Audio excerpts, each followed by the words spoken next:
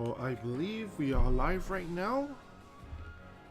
And let's see here. Okay, so what I need you guys to do is, for everyone who's here, just type something in the chat, because as you can see here, this time around, I'm not using.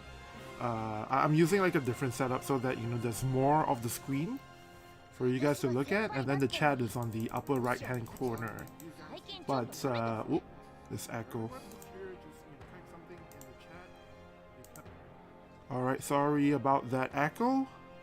But yeah, that's basically how I can tell. I am live right now, and at this very moment, I believe the banner is out already. So we're gonna take a look at that in just a moment. How's the audio balance, everybody? Is it okay? I put the mic a little bit further because I was looking at my live stream yesterday, and I thought, that it can benefit a little more from the mic being a little further away from me. Because sometimes, without knowing, my voice, like, sometimes just in the middle of talking about something, I get excited, and my voice just explodes, apparently. Okay. Let's see here. Elion Strive, Kel, LK. Also, thanks for dropping by. Okay, sounds good. Alright. So we're gonna go into the summon screen. Let me collect my purchase bonus first. As you guys can see here, the JP daily purchase bonus is very different from global. And almost every week now we have like an antler as part of the daily purchase, which is something I hope in global version we'll get very soon. Something that we've had in JP from the very beginning, so I don't know why they're so stingy with antlers. But let me just go and collect my bonuses, and let's go and buy the ticket, the 10 pull ticket. Okay, I just want to check if there's any things I forgot to turn off. There we go. We can see Melnia in the on the summon button already. We'll head into that in just a little bit, but for now I want to go in and buy my 10 pull ticket. What's this? Oh, this is the Tanabata special summon thing. Okay. We're not gonna buy that. This is the one. A 10 pull ticket for 300 paid viz. Today we're actually gonna be doing, we're probably not going to pull for Melnia until Pity, because I am not too sure if I want to go all the way for Melnia yet. What is this? Tanabata pack. Okay, Chocobo expedition tickets, opal, and energy potions. So unfortunately, this is a Tanabata special, so that means we are unlikely to get it for global, but it's just a bonus. Let's buy some Melnia shards, and let's see here. Alright, so we're ready to go and start pulling. Collect my stuff. The daily bonus for today, login bonus. Alright, so first things first, wait, let me double check if I have enough storage space, so, because I want to record the polls portion for YouTube later on, if that makes any sense. So I need to make sure I have enough storage space. Okay, it's not an issue. Alright, so first things first, let's just take a look at her stats. I mean her TMR. Okay, there is 4 agility on TMR, so that's definitely a good sign. 6 accuracy, 8 critical, and it is an accessory of 35 additional attack, which is pretty interesting. TMR skill is not too great, unfortunately. It's a buff for the user only to cast, but what it does is it will greatly increase the what is this? Missile attack greatly increase, and reaction block rate up. So it's one of those TMRs that you use for very niche situations. If only we can check the performance of the units right now. I don't think the sample unit is out yet, unfortunately, because usually that takes a few hours to update. Alright, so I guess we'll just go straight into the polls. And basically what I have here is I have a sub account, and unfortunately I didn't have enough visual in the sub account, but basically we are gonna try and do most of the polls on my sub account first, and hopefully we'll end up getting it, and then we can take a look at all of her skills that way. And then for my main account, for now I'm just approaching her, you know, with a bit of caution. So I'm gonna do the let's see, I'm gonna do a 10 pull and this Mind Spirit pull, and we'll wait and check out you know, what we get in my alt account first, so that we can take a look at the skills before I commit. And then in addition, I'm gonna do this special banner as well, which is something that I've been kind of waiting to pull on. But basically this is a I guess it's some kind of special celebration banner where for 300 paid vis you get 10 UR units, and then one of them will be a level 99. All of it is random, however, but for 300 paid vis, even if you don't get, you know, the unit you want, it's still insane value. But hopefully we can get lucky and, you know, land the level 99 unit on somebody that I haven't built yet. Okay, let's see here.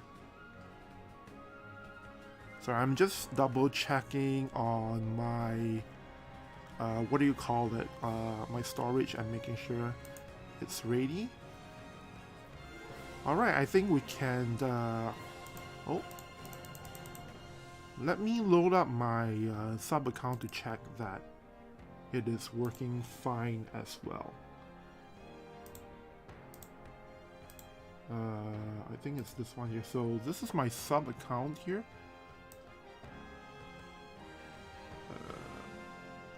Didn't do the adjustments beforehand, so I have to do it live here. So this is going to be the account where most of the magic happens. I do not have enough visual to go all the way down to pity though, so I'm just really hoping I get lucky here. Oh. Oh, dang.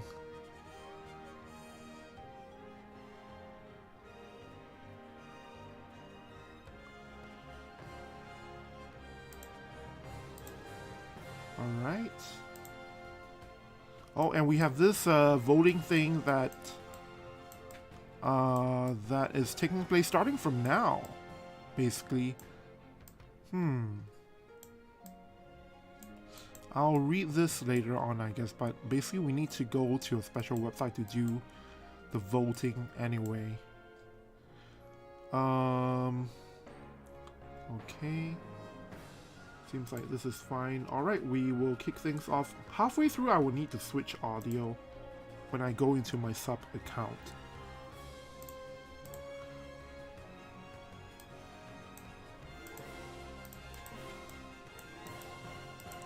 So the thing that I'm being quite cautious about is, you know, obviously I don't want to blow all of my visual because, you know, summer unit is coming soon, and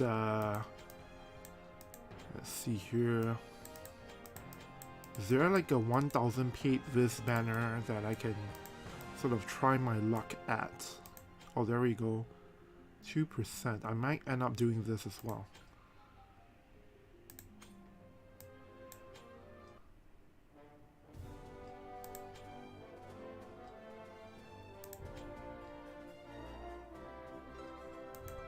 Yeah, looks like it will take a while before the sample unit is out. So I guess we can just go ahead and start pulling for her, and if we get lucky, you know, we'll be able to check out all the stats that way. Alright, so I'm gonna start recording.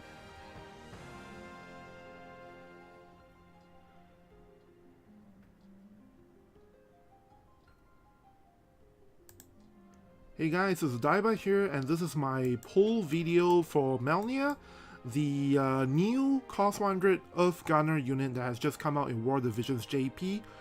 And the thing about Melnia right now is that, you know, obviously she is a new unit that is almost guaranteed to counter Alaya, who has been really dominating the meta right now. But because the summer unit for JP is coming out very soon, either the middle of July or the start of August, so I want to just approach Melnia with a bit of caution and try not to blow my visual on her in case a really powerful summer unit comes out. So what we're going to do today is we're still going to pull for Melnia, of course, but what's going to happen is I'm just going to do a few pulls on my main account first, and if we don't get her, we are going to switch to a sub account which I have loaded up right here. As you can see, I haven't touched this account in a long time, that's why I have all these comeback campaign banners activated.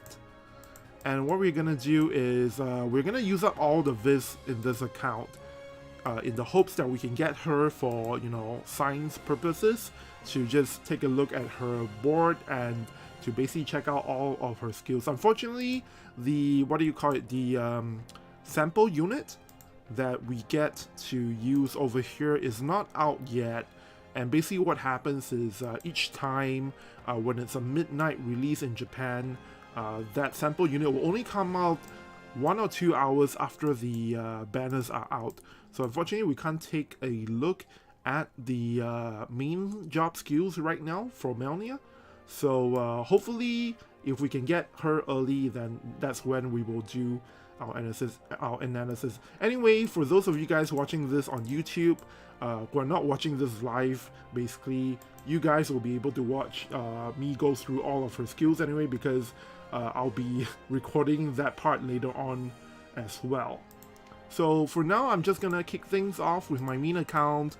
I already purchased the 10 pull unit, so I guess enough talk, let's just get into it. See if we get lucky with the first 10 pull. King Delta says, good luck Odaiba. Taping says, all the best Odaiba.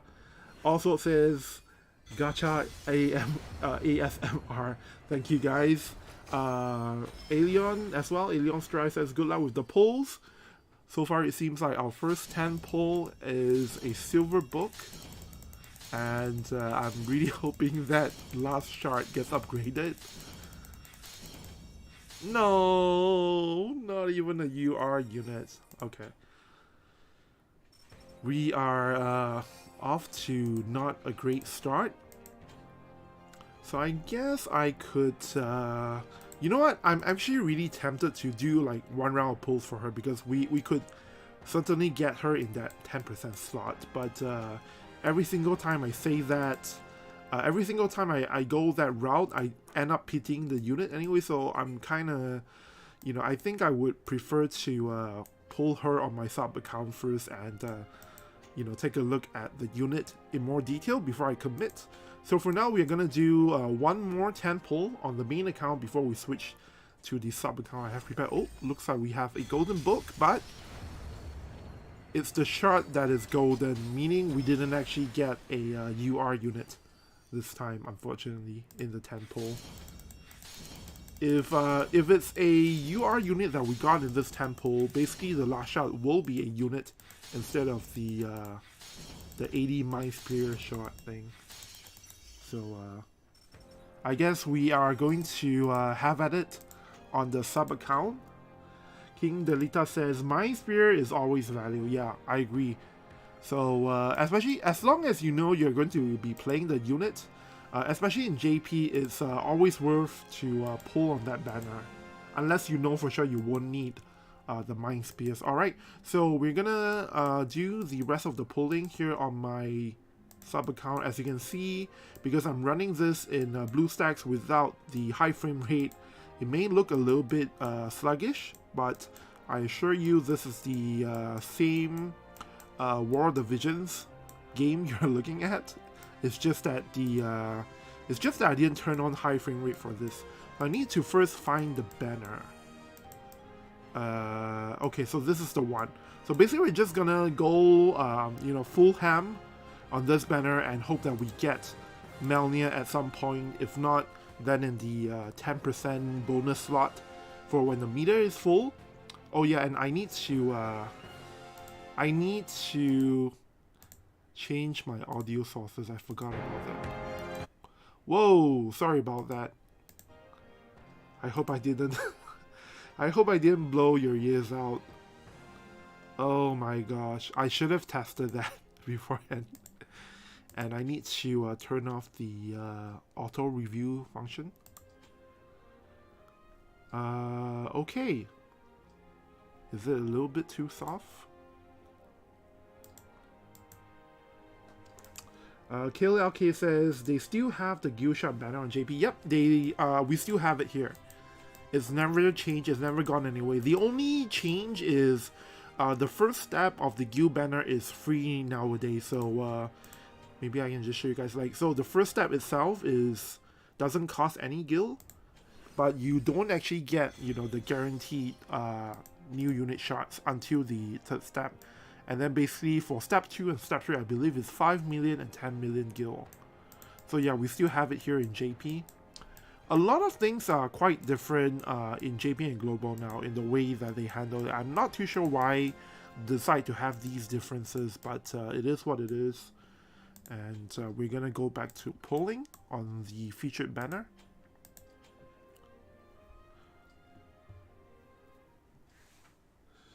Daping says, no, you didn't. No worries. Okay, great. Good to know that I didn't blow out your ears. Alright. So my second 10, this is my second tempo, right? Because the first one, I had the checkbox on to skip the animation. So we didn't get anything in that one, and we didn't get anything in this one either. So far it's not been going good. But the upside in JP at least is that, you know, if we don't get any UR unit or vision card, then the meter actually goes up only when we don't get a UR item. So in a way, not getting URs mean that we are making steady progress towards getting Melnia. So it's almost like a all or nothing kind of situation, which I don't really enjoy. Here in JP, I definitely feel that the polling experience in global version is so much better, because not only does the meter go up even if you manage to pull a UR vision card or unit, but the other thing is when the meter is max, right? In JP, the guaranteed slot can be a unit or a vision card, and so many times I've gone the entire round only to pull another UR vision card that I don't need. Whereas in global version, if I'm not wrong, for the standard banner at least, it's always a UR unit in the guaranteed, the max meter guaranteed slot. King Delita says, differences are probably due to spending habits. Yeah, that makes sense. But there's one thing I'm quite annoyed about in global version, which I talked a little about at the start of this stream, which is that in JP, I'm pretty much flooded with antlers, because as long as you do your daily purchases, almost every week you can get like a free UR antler.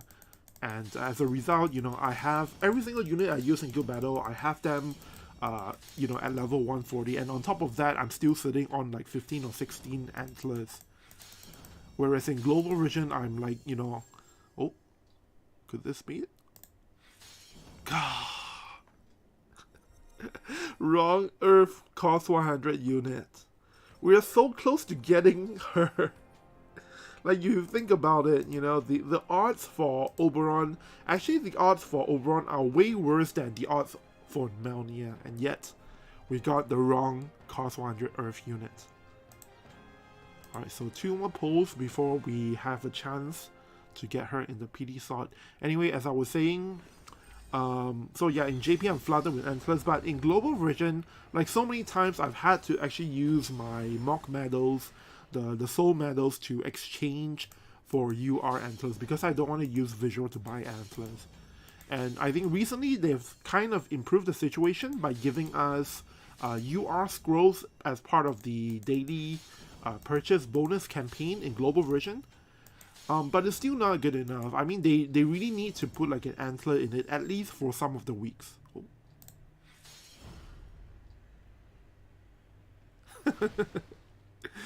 We got baited. I don't have Charlotte on this account. Oh boy. So I was really confused when the banner dropped and I was like, wait a minute, it's the FFBE banner, but Melnia is not FFBE, so we got baited out over there. Okay, so so we got 2 UR units back to back. But yeah, Taping goes like, wow.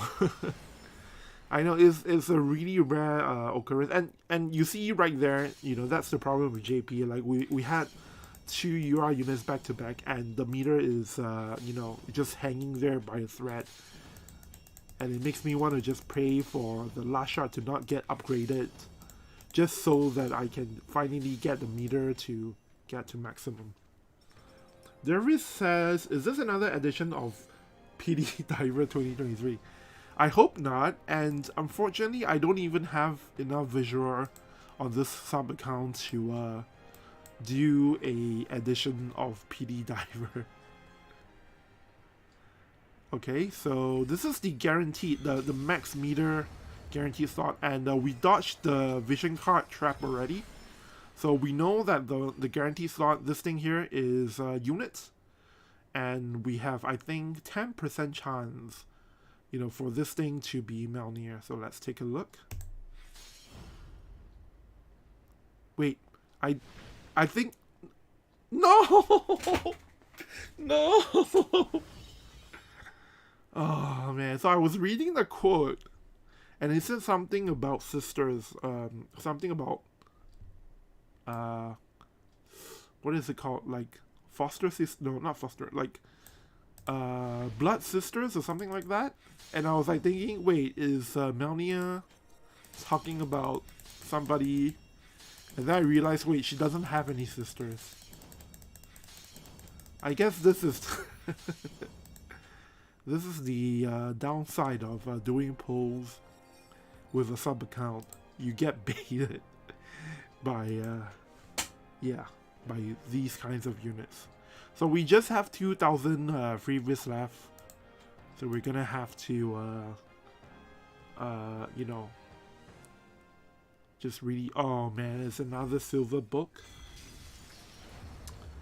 Syed Ralph says Melnia has little Leela flag.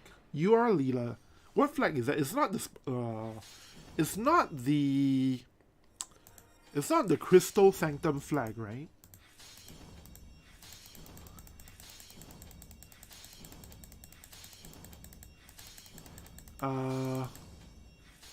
Okay, there we go. We don't have it. So what we're gonna do now is I'm gonna pause the recording here for a bit, and we'll go and check for information about Melnia before we decide if we want to, you know, go all the way with my main account as well. So earlier on in the stream I already talked about this, but unfortunately even for a TMR, it's not a bad piece of gear. It is an accessory, and you do get 4 agility and a bunch of pretty decent stuff on the TMR itself. 6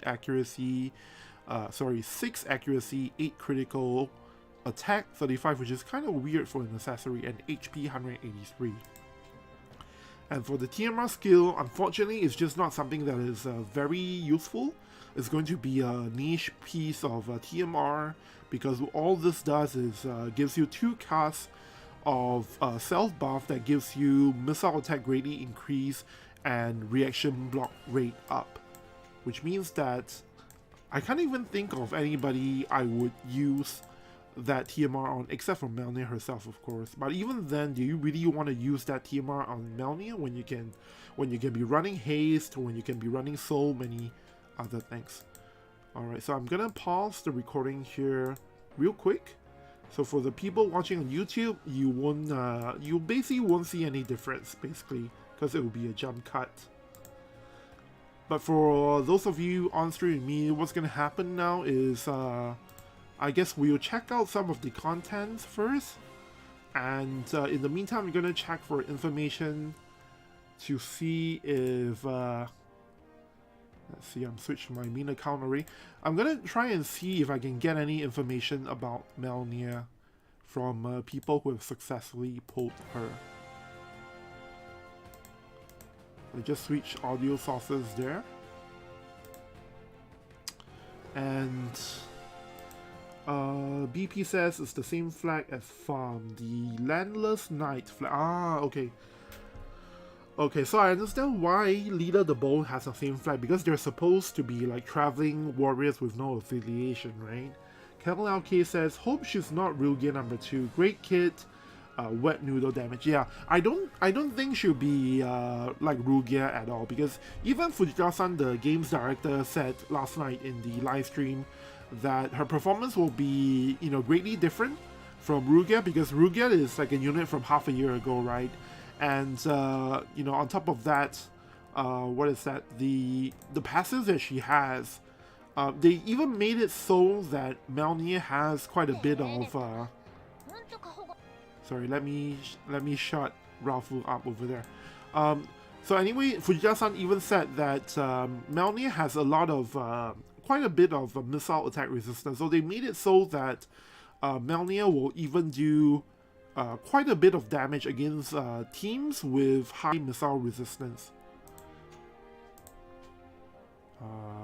Voice turn to 0. So for now, we're going to take a look at all the other things that they have updated, because we need to wait for the sample companion unit to come out. Oh, there we go. There we go, it's here already. Wait, I'm going to record this part. You know what, I'll do a read through first and then I'll record the part later on. So let me just check through the skills real quick. Passive? Move plus, range +2 is in the same passive as missile resistance penetration up. And then the other one is defense penetration up and AP consumption down and move -1. Okay, so I think what happens here is that if you want Melnia to be a powerhouse, you have to run this passive, which is defense penetration up and AP cost down. AP consumption down and move -1. So you make her move 2, and you can pick for the other one, for the other passive, you can go and pick the Trick Lancer passive, which will give her an additional 40 defense penetration. So I believe that's how they want you to sort of prioritize between if you want her to get 100% defense penetration, or you want her to have 40 defense penetration here, and then 40 missile resistance penetration here. And I think what's gonna happen is, for people who don't want to run her and move 2, you'll probably run this thing here, the range +2 and missile attack resistance penetration, and then the other one, you just get the defense penetration from the Trick Lancer lore, is I believe how you're supposed to build her. Let me adjust the audio a little bit because I can barely hear myself. How is the audio balance? Is the background music too loud? Maybe it's just on my end, I need to turn down the volume. Oops. Okay, that feels a little bit better. Taping says pair Melnia with Bradley equals meta. So yeah, here's the thing though, because even before talking about King Bradley, Melnia is a unit that needs a tank, that needs someone to tank for her, because if you don't, she's just going to die really quickly. Like, take a look at her stats. So HP is just normal at 7,000 plus, or if we look at the default amount is like 3,000 plus, right? So this is like the normal value for attackers, if I'm not wrong, for HP. Her attack is slightly lower than, you know, other physical attackers, but this is pretty normal for range attackers. They have slightly lower, slightly below 400. But even with all that, depending on the gear and everything, you can stack her you can stack up her attack to over 1,500, which is pretty impressive, to be honest. And that is mostly coming from. What is it coming from, actually? Because we know there's no trust stones here. We know there's no attack. So I think it's just the weapon, right? Weapon is at 195 attack. Missile attack plus 15. Initial AP up 20. And then on critical hit, 3 turn healing ability down on the enemy. And this weapon is good for basically the added effects, like I mentioned in the Reddit post, if you guys read it, basically for all the dual gunners, you can use these passes. And also Jaden will be able to benefit from this as well. So Jaden and all the dual gunners.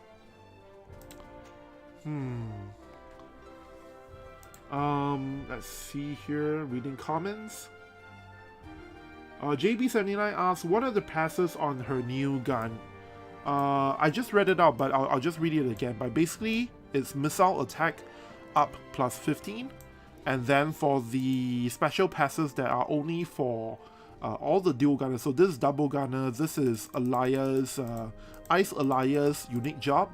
This is Melnia's unique job, and this is Jaden's unique job. So dual gunners and those 3 characters alone can benefit from these 2 additional passives, which are initial AP up 20, and on critical hit, give the target 3 turn healing ability down. Let's take a look at the moves. So this is the single target move that the director Fujita-san talked about. Single target 3 turn healing ability down, and then after that do damage L. So 1, 2, 3, 4, 5. Okay, so it's really interesting because I believe this does the same amount of damage as the limit burst. Let me double check. 1, 2, 3, 4, 5. So the limit burst breaks physical barrier and then damage L, and then there's a chance to activate poison, and then when poison is activated, Man-Eater is greatly reduced. Okay, so you look at this limit burst, right? It's a single target hit. Sorry, it's a single target attack, it's 1 hit, and it's damage L, and it's AP 43, which I'm quite happy with because it's a huge damage kind of limit burst, but thankfully it doesn't take a lot of AP. But what's very interesting to me is that if you look at her single target skills, she already has a AP 25 move that does damage L, and it's something that lowers healing ability greatly before applying that damage. But anyway, so what I'm trying to say is that this move, if you leave it on, it will basically block the limit burst in all situations except for if the enemy has a barrier. So this is really crucial because I think when it was unveiled yesterday, right, that her limit burst is like a single target attack that gives poison and Man-Eater down, I think a lot of people were thinking, wait, like what if this limit burst just lands on the tank, who's going to be in front, right? Who's going to be the first unit that Melnia will be able to shoot at.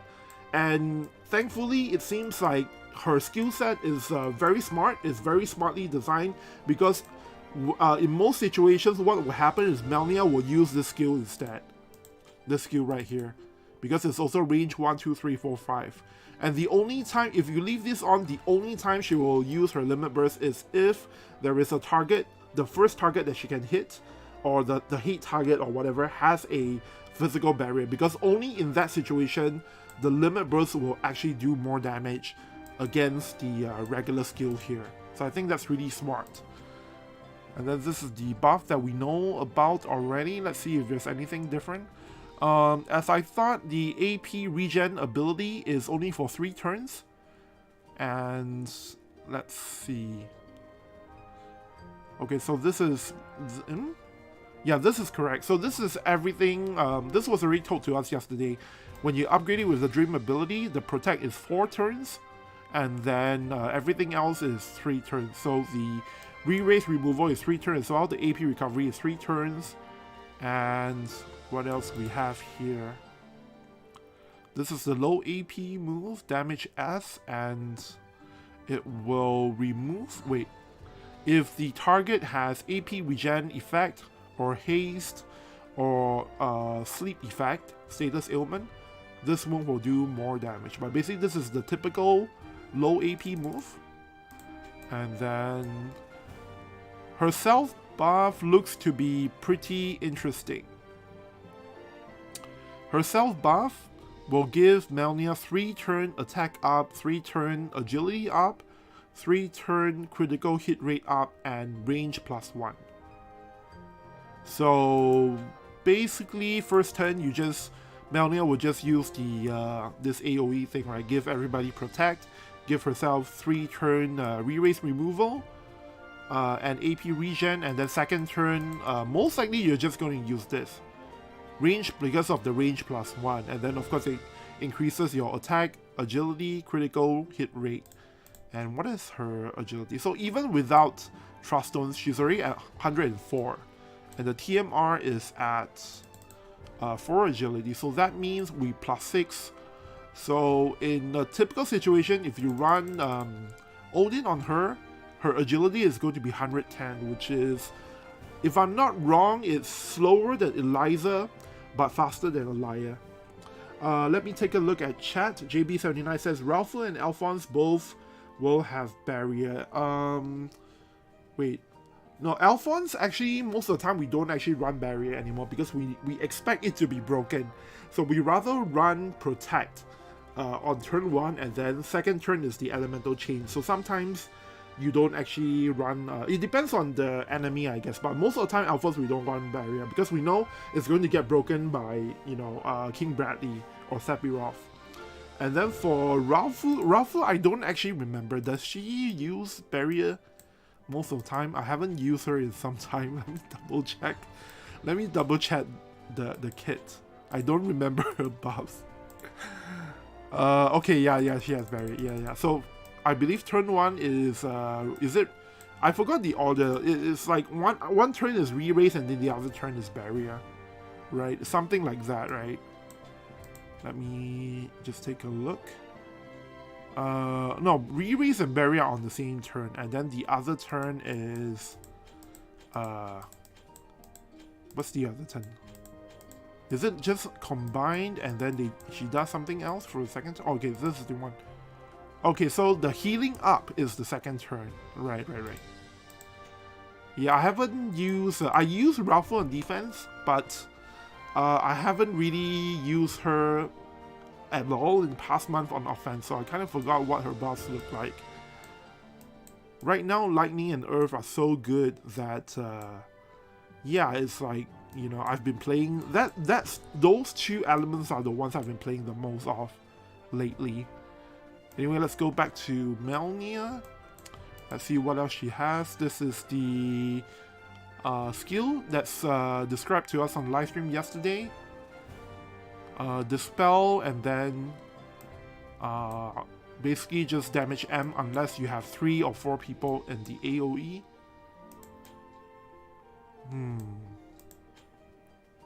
So I think that's about it, right? So basically we know like at least half of the skills over here. We all the only thing we didn't know is how much damage this healing ability down move does. But I'm really glad that it is the same damage as the limit burst, so that it blocks the limit burst. For the sub job, one of them I believe is Berserk. So this is the Berserk move. It's a TP move, so it doesn't do damage. So like what Fujita-san said, this is a Berserk move meant for manual play. Looks pretty weak though, because it's only range 4. I don't really play manual myself, so I don't know if there is any point to having like a Berserk TP move at range 4. But of course you can extend it further with the passes, but I don't know how helpful that is going to be in manual play still. And then the other move in her main sub-job is, let's see here. Okay, so this is pretty interesting. This is, it will do 3 turns of reaction ability activation rate greatly reduced on the target before applying damage M, and this is a piercing move, so if you're aiming at somebody in the back and then there's somebody in the middle, they will get the damage as well. So this is pretty interesting. It's range 1, 2, 3, 4, 5, but damage M.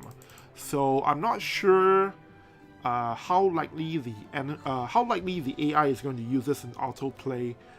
I guess there are some situations where if you want to hit 2 enemies, if you can somehow line up the shot so that you can hit at least 2 enemies at the same time, maybe this is useful, but I'm pretty sure we run either Ranger or Trick Lancer sub-job because those skills, or rather those jobs, have an immobilized move that is going to be really great versus certain units like Alaya. So I'm going to take a look at chat real quick. Syed says, reflex, also reaction. So basically it also reduces chance to reflex. Yeah, that's true. Kel LK says, is that reaction and reflex? Let's take a look here. It's more than reflex. It's a physical reflex, but in addition, it will also give Melnia 3-turn critical hit rate up. So it's a physical reflex plus. So I think this is the reaction ability you go for most of the time. What is the Ranger reaction ability? Is it reflex? Because I don't know if that is actually part of Ranger kit or part of the Gunner kit. But I'm guessing one of her reaction ability options is probably just a plain version of reflex that allows you to dodge both physical and magic. Although that's something that, you know, you have to see the ability board to know for sure. Syed says, oh, he means her reaction passive. Oh, reaction passive? Sorry, I'm not too sure what you're talking about. Let's see here. Let me.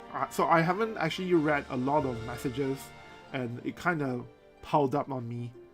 JB79 says it looks like 175 base luck, 247 base dex.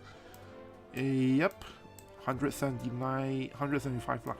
Okay, so 175. So I'm not sure if that is indicative of how much accuracy she has, but you know, obviously she's a unit. I guess we will need to compare it with some units, right? Like for example, King Bradley. Let's look at his base stats, because I don't remember the dex and luck stats offhand. So it's, for King Bradley, it's 208 dexterity, 184 luck. And let's see if Melnia is comparable. Okay, so she has more dexterity, but slightly less luck. So I think most likely you will be able to stack enough accuracy for her to not need to have a guaranteed hit move. And you know, of course, we were told that she doesn't have any guaranteed hit moves in her kit. Although it's kind of suspicious because Ranger is one of the sub jobs, and usually Ranger kits, usually Ranger sub job does include sharpshoot. Okay. So Syed says you already explained it. Yep. Let's take a look at what else people have asked. Is there any question I missed? Nick says, guess AI is quite late. No, guess I'm quite late to the party today. Well, I just, yeah, but, you know, I've only just started the stream, and we still need to, I'm still deciding if I want to poll for her, basically, because I only did the polls on my sub account, and I'm sort of cautiously looking over her kit to try and figure out if it's a unit that I want to poll for right away. Let's see here. Dervis says 80 defense penetration, 80 missile resist penetration, range Bradley. So I don't think she has 80 range missile penetration unless you're talking about, you know, a combination of her passive and vision card. So we know that she has missile resistance penetration with the range +2 part in this passive. So if you want to go 80 defense penetration, you will actually have to forego the range +2, which is not really advisable for, you know, gunner units, right? So I'm guessing she is, you know, by default, like if we don't look at vision cards, I think just looking at her build on the unit alone, she probably is someone you have to think of as a 40 defense penetration and 40 missile resist penetration kind of unit. And then for the rest of the defense penetration and missile penetration, you will either have to get from vision card or is there actually any defense penetration from her abilities? Doesn't seem that way, right? So I think they basically didn't give her the... I mean, you can of course build her to have like 80 to 100 defense penetration, but if you do that, you have to forego range. Is the option that, you know, is what they're trying to make, or rather force us to do. So if we look at a unit like Eliza, you can have... So Eliza also only has 40 defense penetration on her kit, but one of her skills actually gives you like 50 defense penetration for that skill alone. So I'm thinking maybe maybe from Melnia, she's not going to yeah, she's not going to be, you know, that kind of range powerhouse. I mean, or rather, you have to pick between you want her to shoot from far away or you want her to do a lot of damage, but then she won't be able to, you know, hang back in the back line, that kind of thing. Kill LK says, I think her sub job is Hunter and Trick Lancer. No, actually, I was mistaken about that. On the live translation stream, I said that her sub job is Hunter, but actually I got confused because the Japanese name for Ranger is Karibito, which normally in a normal context, like outside of the game, it basically means the same thing as Hunter. But afterwards, after the stream, when I actually check, I realized that in the game in Japanese, Hunter is actually just called Hunter, and then Ranger is actually Karibito, which is the sub job that Melnia has. So her sub job is actually Ranger, not Hunter. Garo Ken says, OLL we live. Nick says, she doesn't really seem that special of a unit. Earth is stacked enough to do without her. I'm not going to swap her for any of Queen Marjorie Bradley or the other. Okay, so here's the thing. As somebody who has run that Earth team we just talked about, Queen Marjorie, King Bradley, and Dialdo, I've been running that team a lot for the past 2 or 3 months, and I can tell you Queen Marjorie is a huge weak point of this team. Basically, when I use this team in guild battle, a lot of times it feels like Queen Marjorie's job is only to give Dialdo protect, and then she will cast re-raise on herself, and then she'll run out, cast her limit burst, which lowers earth resistance on a bunch of units, and then after that she will die. And that is how I feel has been Queen Marjorie's role in this team. And she doesn't really do that much.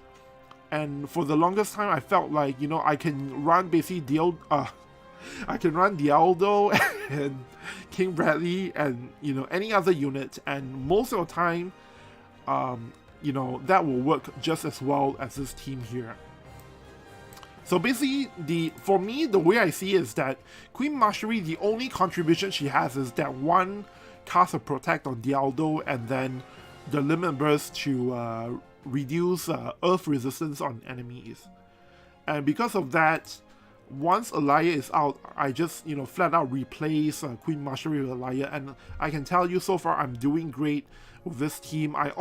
Using this team, I almost did 6 stars against the #1 ranked guild 2 days ago. So right now, let me just go and load that out. So I'm playing in the rank the second rank guild in JP, and 3 nights ago we actually played against rank 1 guild, and I was literally 1 attack away from getting 6 stars. So unfortunately, I ended up just having 5 stars that night. But I can tell you that my performance would have been a lot worse if I had actually run Queen Mastery instead of Elia. So you can see, where am I? There we go. So basically I attacked the first fresh enemy team. I got 3 stars, and then I attacked a second fresh team, and I was 1 hit away from getting 3 stars on that. Syed says, how about Queen Mastery limit break? Limit burst, you mean? Does it matter to lower earth resistance on enemy? I don't feel like it matters. It basically just allows your King Bradley and Dialdo to do a little bit more damage, but you know, rather than having them do more damage, isn't it better to run a better attacker that can actually do direct damage to the enemies instead? Because I can tell you for sure, Queen Mastery's damage is not that great. So it's really quite horrible. And so many times when I just mock against all the different teams, you know, I realize Queen Mastery is really just like a really, I don't know, she's just a weak point of the Earth team. And for the longest time, I've been wanting to replace her, but there's just no good option. Obviously, you could try and replace her with Valis, but the problem with Valis is that with Valis teams, if your main attacker dies, then you're kind of like a sitting duck. And that can be troublesome in itself as well. And then there's the other option that we have in JP is Bards. You can replace Queen Mastery with Bards, and then you just need to make sure that the way it works out in positioning is such that Bards doesn't die easily, and that I think will actually work better than Queen Mastery. I think the reason why I didn't run that is because my Bards was not level 140 until closer to the end of the month, because I was slow building him. But yeah, Queen Mastery is pretty bad in Earth. I would recommend changing her out to Bards when you have the option, or you can try something else to, you know, try and improve the performance of this team. But for sure, I don't feel like Queen Mastery is necessary in Earth team at all. Garo Ken says Elia. He means no, I meant Elia. Like. So here's the thing, you see, this is the current team I'm running in Guild Battle, and I'm having a lot of success with it. And I'm feeling zero pressure to, like, it doesn't make sense for me to replace Elia with Melnia at all. I don't really need to do that, because if you look at the vision cards, right, like, King Bradley has enough vision card overlaps with Elia to be able to have both attackers do pretty good damage. And that's really all you need. And with this, you can basically take on, I think, most teams. I've been clearing Dark, I've been clearing Elia teams, of course, because my main attacker is an Earth unit. And what else is out there? Most of the teams I don't really have a problem with. The only time this team, you know, faces any problem is when I'm fighting the Mirror, or when I'm fighting... I can't even think of any team out there that, you know, really poses a problem. Sometimes versus certain variations of Dark teams, sometimes the team that I'm using may actually run into some trouble. There are instances like that where I failed to clear a Dark team. By the way, we just changed maps, so I think it should be okay to go in and take a look at what the team is like. So we don't have Guild Battle in JP for the next 2 days, which means that we have a lot of time to basically do our mocks before the first Guild Battle of this map. And I don't think anybody has changed any of their guild formations. I think this is more or less what people are running yesterday, except, oops, not supposed to show you that, except some of them I think have change their defense teams to offense teams. I'm just gonna do like a quick mock just to see how things work on this map, because I'm not sure if I'm able to show you guys how good this team is, because obviously the map has changed, so the movement, that I have on this team is no longer going to be as good, you know, as it was on the previous map. And while we're waiting for that, I'm actually looking at other places to try and see if somebody has successfully pulled for Melnia, and then I can try and see if they have information on the sub-job skills. Okay, so I'm looking at... I wonder if Assalto-san will mind if I just like show his stream. I think it should be fine, right? I should have asked him for permission beforehand. We'll go into that right after I check out the guild battle map for this month. So maybe I don't even need any adjustments because the layout of this month's map is actually not too different from last month's map. Only difference is like in the middle there's like a huge flat section.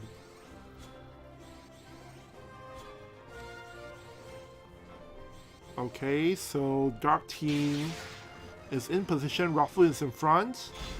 And then you see the way that Dialdo moves, it's like, you know, he's like smack in the middle of the Dark Team, and that allows me to, you know, go uncontested for my two attackers. Like, if you look at how the fight is going, okay, up until now, Dialdo has been the only unit that gets hit. There we go. See, I have no problems with Dark at all, and I don't feel like I need to change Alaya out to Melnia. Okay, maybe wait, I'm losing now. Okay, that was okay. I almost lost there, but you know, it's probably because I didn't optimize my team yet. But basically, I think if I optimize it well enough, you know, it doesn't really matter if I run Alaya or Melnia in that slot.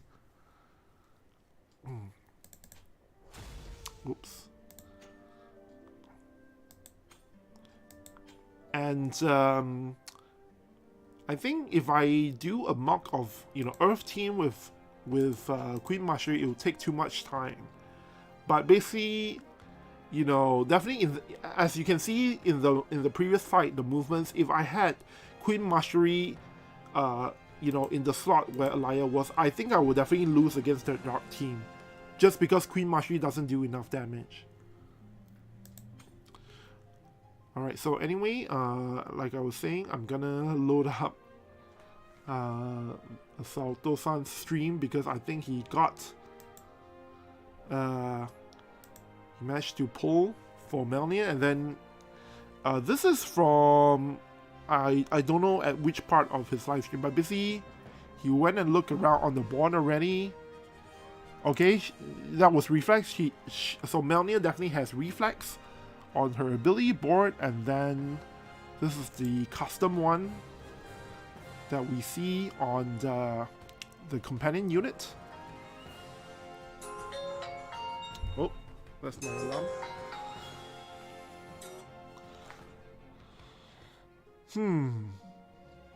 So I think most of the time you're just going to run reflex on Melnia, right? Wait, let me double check something real quick.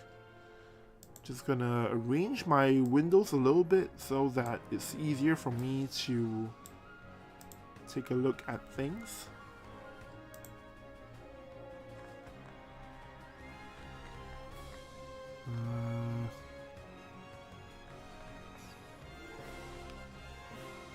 My chat. And okay. Alright, so let me read chat for a bit. Kale Alki says, okay, so I missed quite a bit of chat, I think. Garuken says, Sub Odaiba, I thought this was a video upload. No, this is, yeah, this is a live stream. Hey, I even put live now on the thumbnail. Kale LK says, Melnia Ranger, not Hunter. A bit, big sad. Why, do you actually prefer Melnia sub-job to be Hunter? Like, what do you want I guess Hunter has that skill that is able to, you know, it has like 50 defense penetration on it, right? So I guess that's one thing that, you know, could have been really helpful for Melnia. Elaine, what? Okay, so we have a spam bot on my chat, it seems. Thunder Mage says JP dislikes mages, obviously.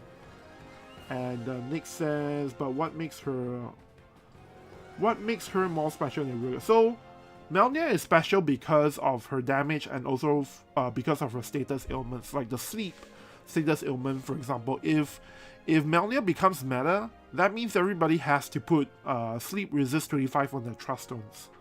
Just because, you know, she's too much of a threat if you leave her up with sleep.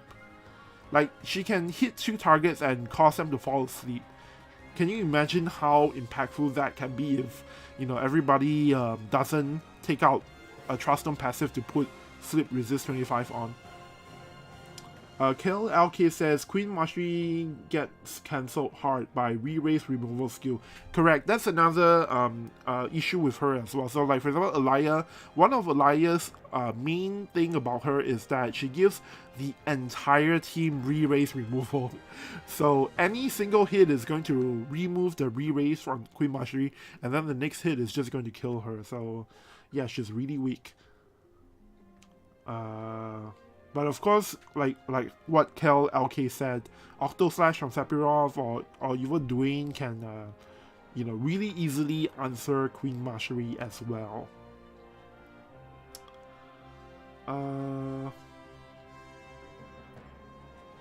Kill LK says, got sharpshoot, no brush. Ultima updated, great. Okay, so I'll just take a look at that real quick. Let me just type in the URL.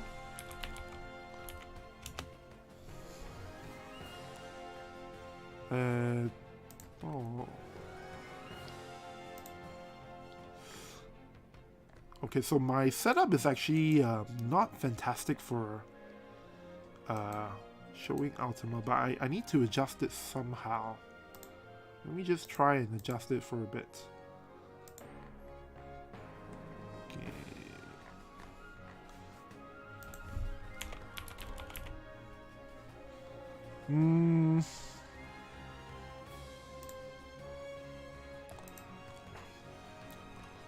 Okay, so I'm putting it on. Hopefully that's not too hard to read. Melnia no hyouka to shutoku ability. Okay, so everything is here, I think.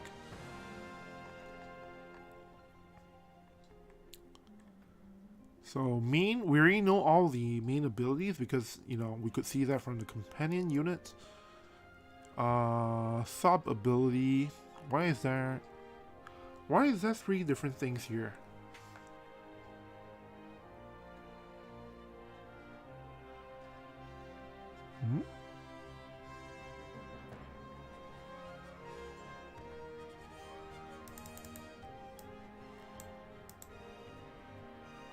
Oh, this is the reaction ability.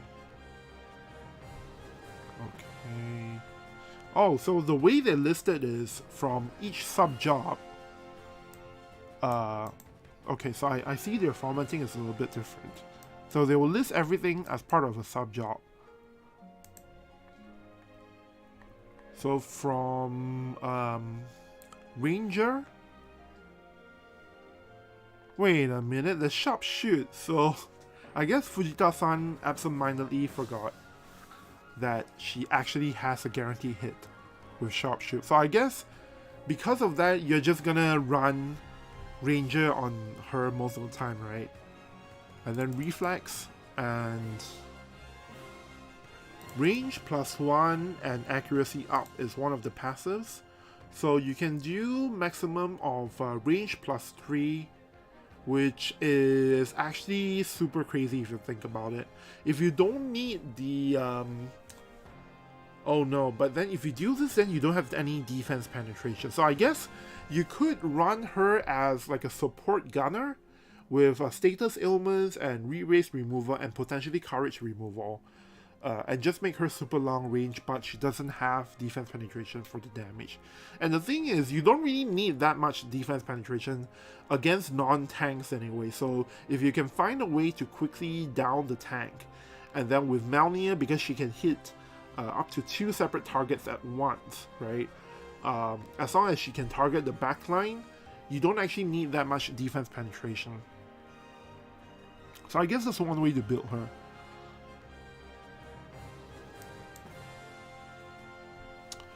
The other passive is the one that shortens the ability, what do you call it? Ability activation time and missile attack up.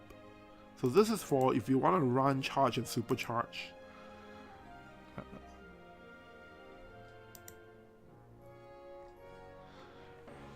And then for Trick Lancer, the passive, yep, there is a defense penetration plus 40 and... Okay, so this is critical hit rate up and defense penetration up. This is actually super good. Like, if we can find some way to make Melnia survive without being too far back in the back line, I feel like the Trick Lancer passive is actually super good for her. Like, just run this and then the, you know, other defense penetration thing, and you have 80 defense penetration, you have crit hit rate up, and then you also have, what's the other thing that they gave her? Move -1, okay. So I think you definitely, you can't really make her defense penetration 80 and expect her to be able to actually function as a gunner, because if you want to give her the 2 passes that give defense penetration, what ends up happening is she's move -1, so she's move 2, and then she doesn't have the range +2 passive as well, which means that she will need to get up close and personal to be able to do any kind of damage.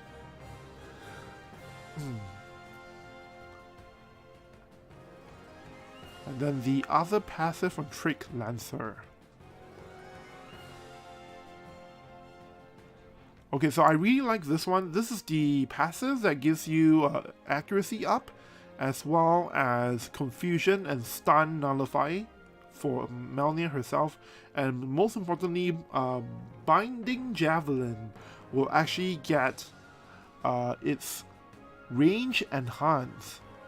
So +1 basically, Binding Javelin, range +1. So the thing with Binding Javelin is that I believe there's like a character with Binding Javelin where the activation rate is actually 50%, not 25%. So I don't know if she has that for her.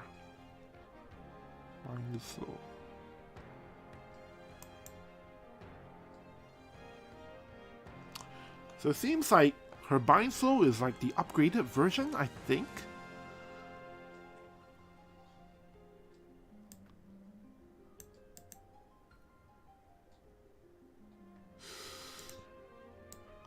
Faith times 0. Okay, so times 0.5.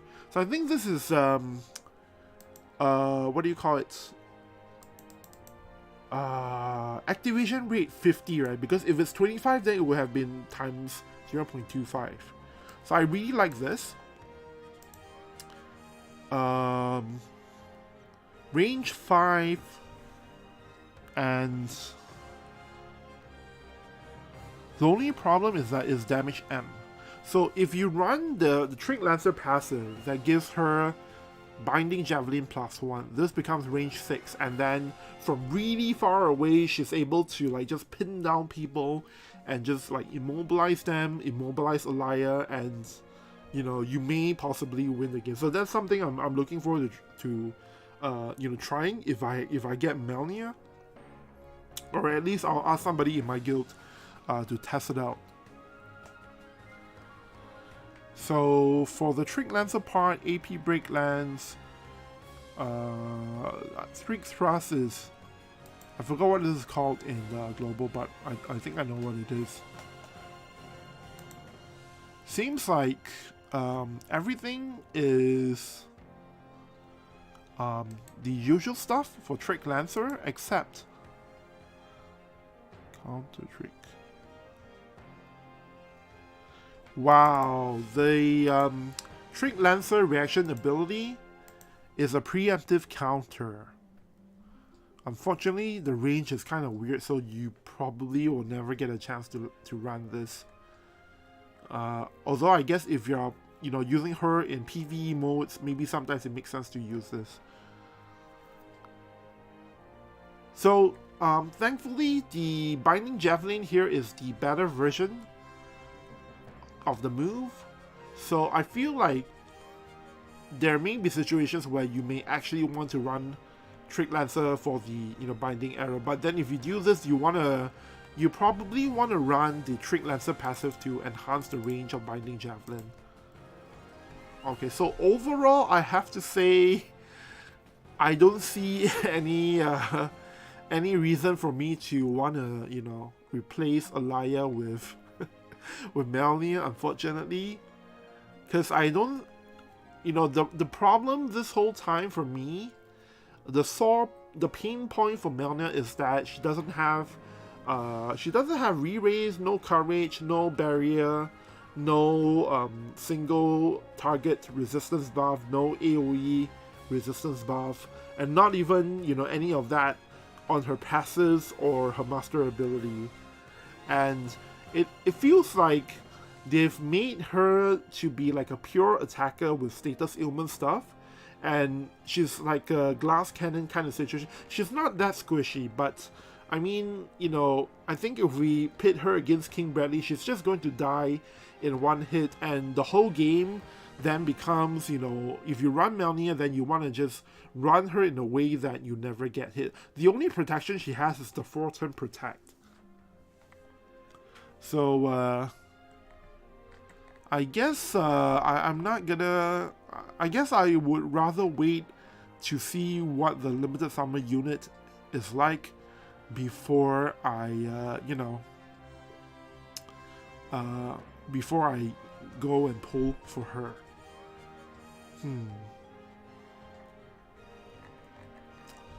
Even in terms of the team combinations, like...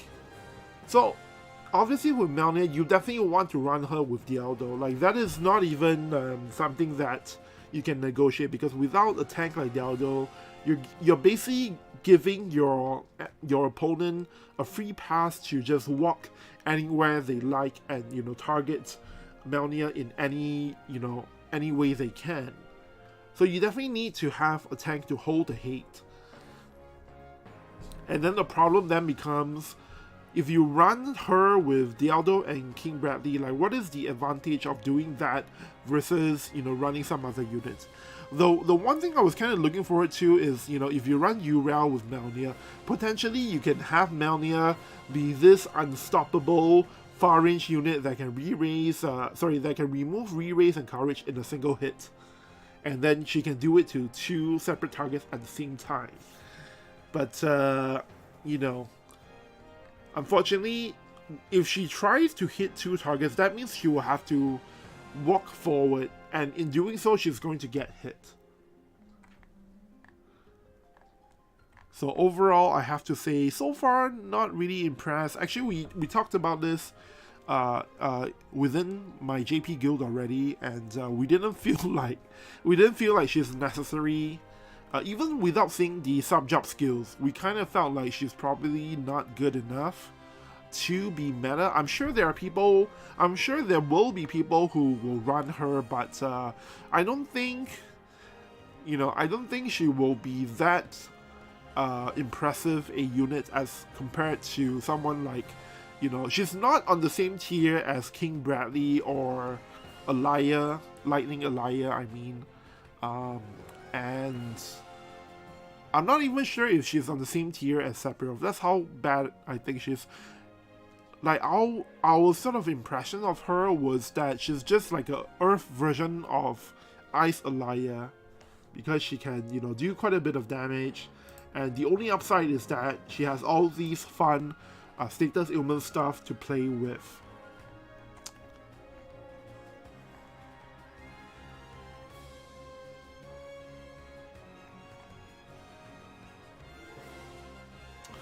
Syed says, remove courage and re-raise single hit. Is that a limit burst or normal ability skill? No, so what I'm talking about is if you run UREL, or if you run the new fire pugilist unit that just came out in JP. But basically, if you run UREL, right, UREL is an earth element unit as well. UREL will give courage removal to her teammates as a buff. And then basically you just have her buff Melnia, and then that way Melnia will just, in the first 3 turns of the fight, all of her hits, all of her attacks will have courage and re-raise removal.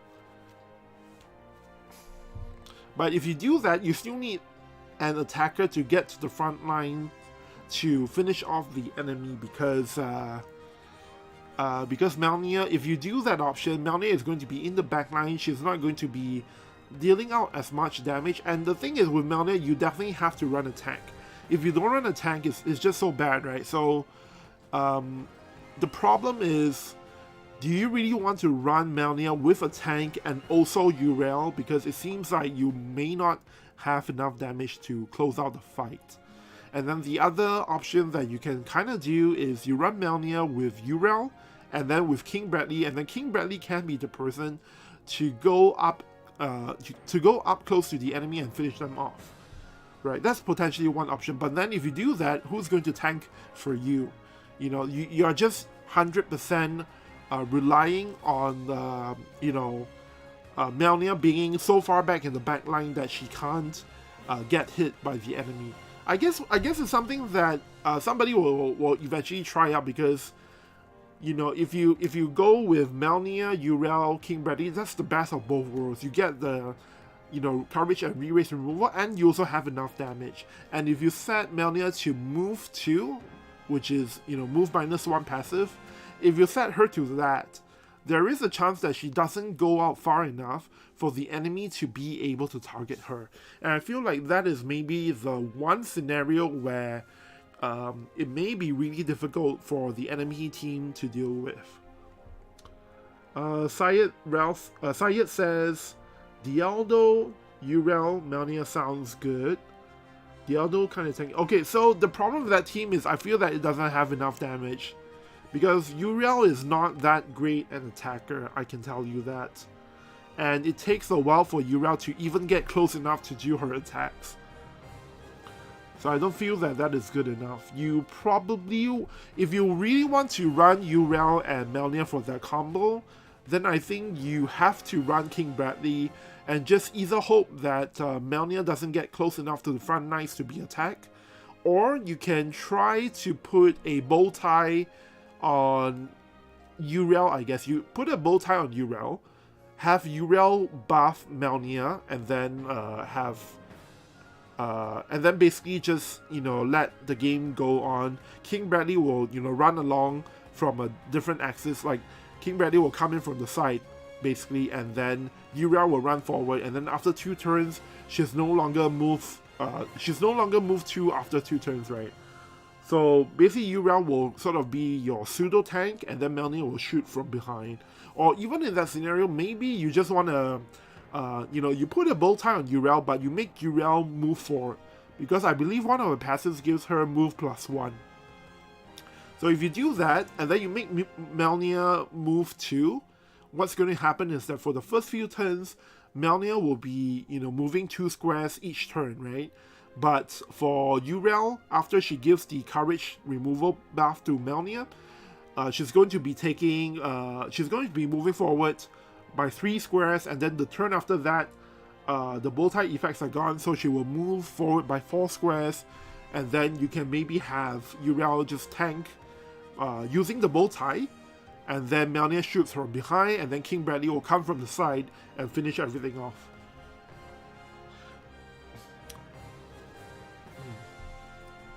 Hey BZL TV, thanks for dropping by. BZL TV says, what's up Odaiba?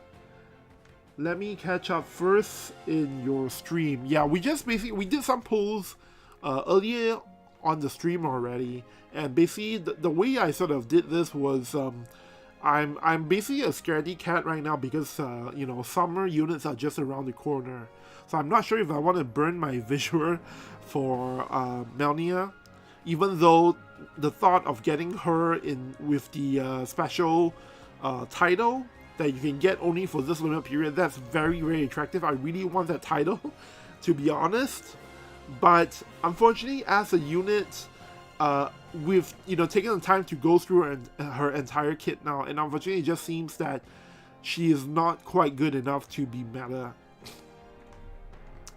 Yeah, sorry to say about that. And actually, even before today, even before the stream, like yesterday evening, and earlier today, some people in my JP guild, we've been talking about Melnia. We kind of think that she probably won't be that good, because based on what we heard from the live stream, it seems like she doesn't have enough, she doesn't have a lot of defensive capabilities.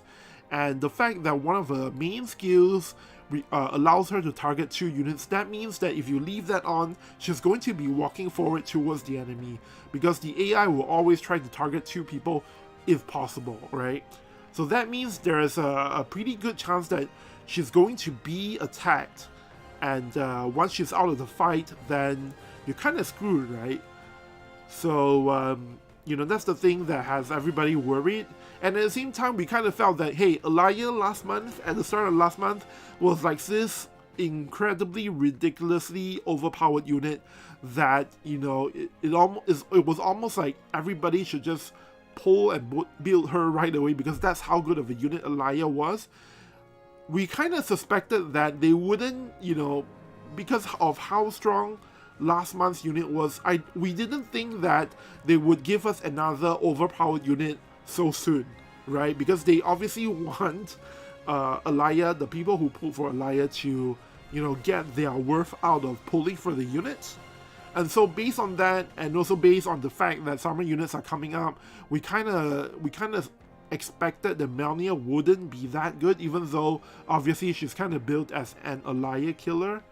But based on what I've seen so far, definitely she's fun and she's interesting, and she's definitely good to a certain extent. You can definitely run her on an offense team, maybe even a defense team, but I don't see any reason to replace Elia in my Earth team for Melnia, which obviously is a really weird situation, because in my Earth team, Elia is a lightning unit, and yet I put her in my Earth team, and I'm refusing to remove the lightning element unit for this Earth element unit here with Melnia.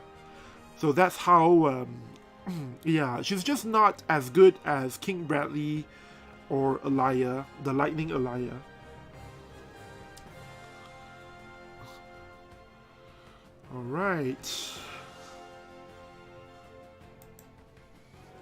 Alright, so I think what's gonna happen here, is there any other thing we needed to look at for the game this time around? Because I don't think there's much of an update, right?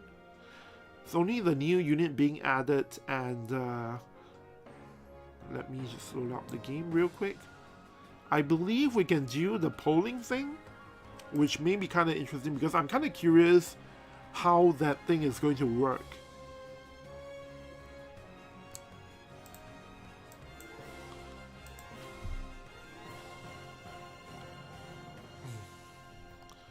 And then, was there anything new this time around? I don't think there is very much, right? Let's take a look at the no-lists. So this is the thing, the popularity poll that I've been looking forward to. Okay. So basically, they are making us vote for our favorite units, the regular roster units, the non-limited units, for each element. And then whoever wins, whoever comes out in first place, whichever unit comes up in first place for each of the 8 elements, they're going to get a bunch of support, including things like, Hard Crest drop 3x, Barracks, they'll get the halftime campaign, meaning instead of 12 hours, you only need 6 hours to get a shard, and a bunch of other stuff, basically. Oh, and they get the scrolls 50% off campaign. Oh, this is really good.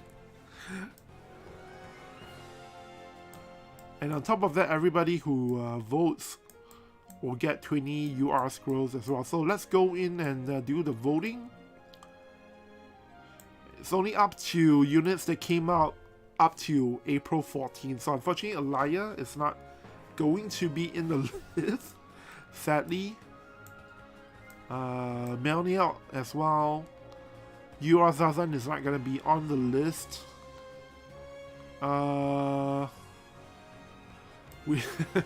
If Lightstern wins the campaign again, then they'll bring back the Scrolls campaign for him. So let me just grab my friend ID. By the way, if you want to start the JP version of War Divisions just for fun, you can use my friend code here to get yourself 10,000 additional visual straight away. And then you get a bunch of other rewards as well just for using my referral code. Let's see. And right now in JP, so I just started an account because I was hoping I could make it in time. I wanted to make like another sub account, right, just for the purpose of pulling from Melnia, but unfortunately I didn't have enough time to do that. And actually in JP right now, what happens is they straight away give you 3 level 120 units. And basically they, what do you call it? You can actually select, it's a banner, and then you can actually select which of the featured units you want to be at level 120, and they just straight away give it to you. And that list includes Leela the Bold, it includes Dark Fina, I believe, it includes Lightstern as well. So it's kind of crazy how much better the new player experience is.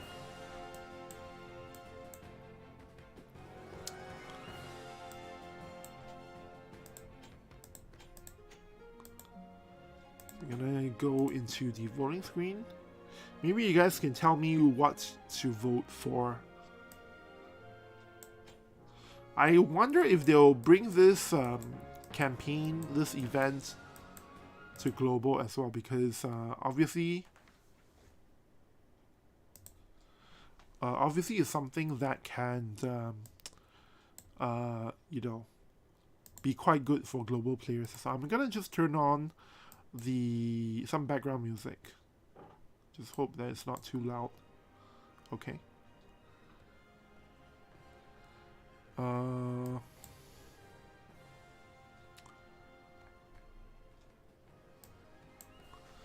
Alright. Need to put in my player ID here. Fire element units.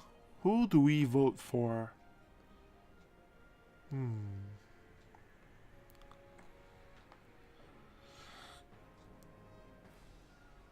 Oh man, Valentine Ildira is considered a limited unit in JP. It's too bad. I would readily vote for Valentine Ildira so that she can get, you know, all these benefits, but she's not even on the list, so I guess I will go for I think Satya is good.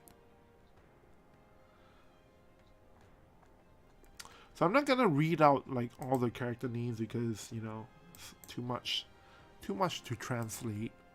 But basically all of the non-limited units in JP, you can vote for them, and then whoever wins will give you like a bunch of benefits for that unit, including requiring only 10 UR scrolls for each reincarnation.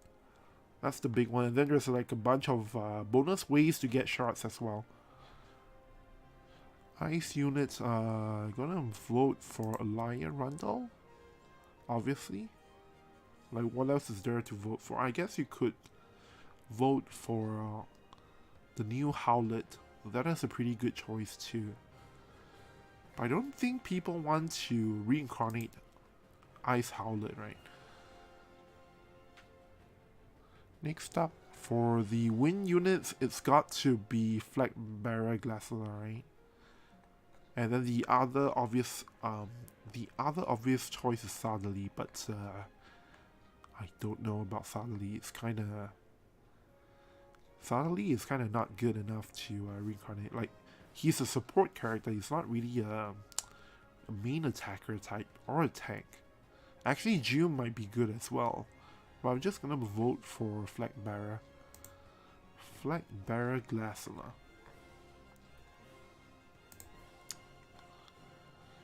Earth units. We vote for Eileen, right? That's always the choice to vote for. Syed says, wow, straight away 120. Yeah, I'm kind of surprised too. I only knew about this earlier today when I created a new account. So I think maybe they will try and bring that over to global, because this is after the 3.5 year anniversary. There's somebody actually, Hey Bro, if you guys know Hey Bro from obviously my YouTube chat, he actually started the JP version I think just before the 3.5 year anniversary, and he didn't get the level 120 bonuses. So I guess they didn't implement it back then. They only did it after the 3.5 year anniversary. And that means if you start the World Division JP today, you can straight away build a team of level 120s to go and participate in Guild War with. In fact, on top of giving you the 3 level 120, right, for step 1 and 2, right, of the units featured in steps 1 and 2, they also give you, like, you can select one of those characters to receive 400 additional Mind Spears, meaning you will at the minimum have enough Mind Spears to straight away get at least one unit to level 140. And that's just on day 1, by the way. I haven't talked about, you know, all the other new player stuff that comes in at, you know, at days 2 to 7, which I'm sure they're gonna give you even more shards and Mind Spears. So probably within a week, you will have like 3 level 140 units, and you can, you know, straight away jump into guild battle and do pretty well for yourself. For the Earth units, I think I'm going to vote for... this is a tough one. Oh, I know. This one has to be Dialdo, right? But I think he didn't come out by April. Oh, wait. He's here. Oh, alright, this is fantastic. So Ralphu is not... I think Ralphu is not available in this campaign, maybe. Anyways, I'm gonna vote for Dialdo for Earth. And I'm gonna start saving up my Dialdo Mind Spears now so that I can reincarnate him a bunch when everybody picks him for the units. This is Lightning. Lightning element units. Which one deserves the bonus for reincarnation? I think Vega, right? Because Vega feels like a unit that if you're able to reincarnate him a bunch to add to his HP and attack, it feels like he will go a really long way. But right now, Vega is kind of at a point that he's not really good enough to run in most teams, except for like pure lightning teams, obviously. Wait, did I make my selection? Okay.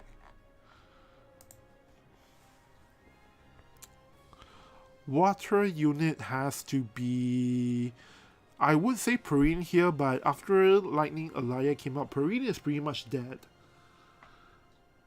It's like every single time I see someone use Perrine, Alaya will just go and one-shot her, and you know, she can't do anything anymore. JB79 earlier said Rainbow Gunner is not as good as Rainbow Strike either. Yeah, that's a really good point. And the thing also is that we haven't really seen like very effective Rainbow Gunner teams in the game. So I feel like Melnia probably is not going to change that up. But we have to see, because they're going to release another vision card next week, which is probably going to be something for the Gunner teams, right? And maybe in the future, once there are enough vision cards, you can perhaps do something really impressive with them. But the problem with Gunner team is the same problem as the Glove team. Like, with all these elemental teams, the reason why the Strike team works is because one of the best Strike units that you can run in the Strike team is an actual tank. And because of that, it makes it really easy to build the team and to have it function really well. But for Glove team, Gunner team, you don't really have any such unit that can function as a hate control target or as a tank, right? So how are you going to be able to avoid your entire team being salted? And by the way, I kind of want to show you guys something real quick. Okay, so I can't do it because I'm in the middle of this thing. I guess I'll show it to you afterwards. There was a team 2 months ago that I was running with Eliza, Alaya, the Ice Alaya, and Bartz, and that was actually like the new age missile team for a bit, but I only worked on one map. So if they introduce like a gunner unit that's similar to Bartz, maybe it could work, but I doubt it's good enough. I mean, as long as they don't introduce a new gunner unit that works like Bartz with the follow-up attack thing, I don't think it's good enough to run a gunner team, I mean. This is the water team. So I guess I'm just gonna vote for Amethyst because I don't know who else to vote for water. Astrius, Amethyst. Who would you guys vote for the water unit? In terms of, the best water unit that you would like to reincarnate? Because I can't really think of any water unit that is so strong that it makes sense for people to want to reincarnate. Kill LK says Gunner tank equals Barrett. Oh yeah, I don't know anything about Barrett because I didn't pull for him, and so I didn't really bother looking at his skill set. Is he supposed to be a tank? Kill LK says Astrius, so I'm gonna vote for Astrius, I guess. I guess it makes sense.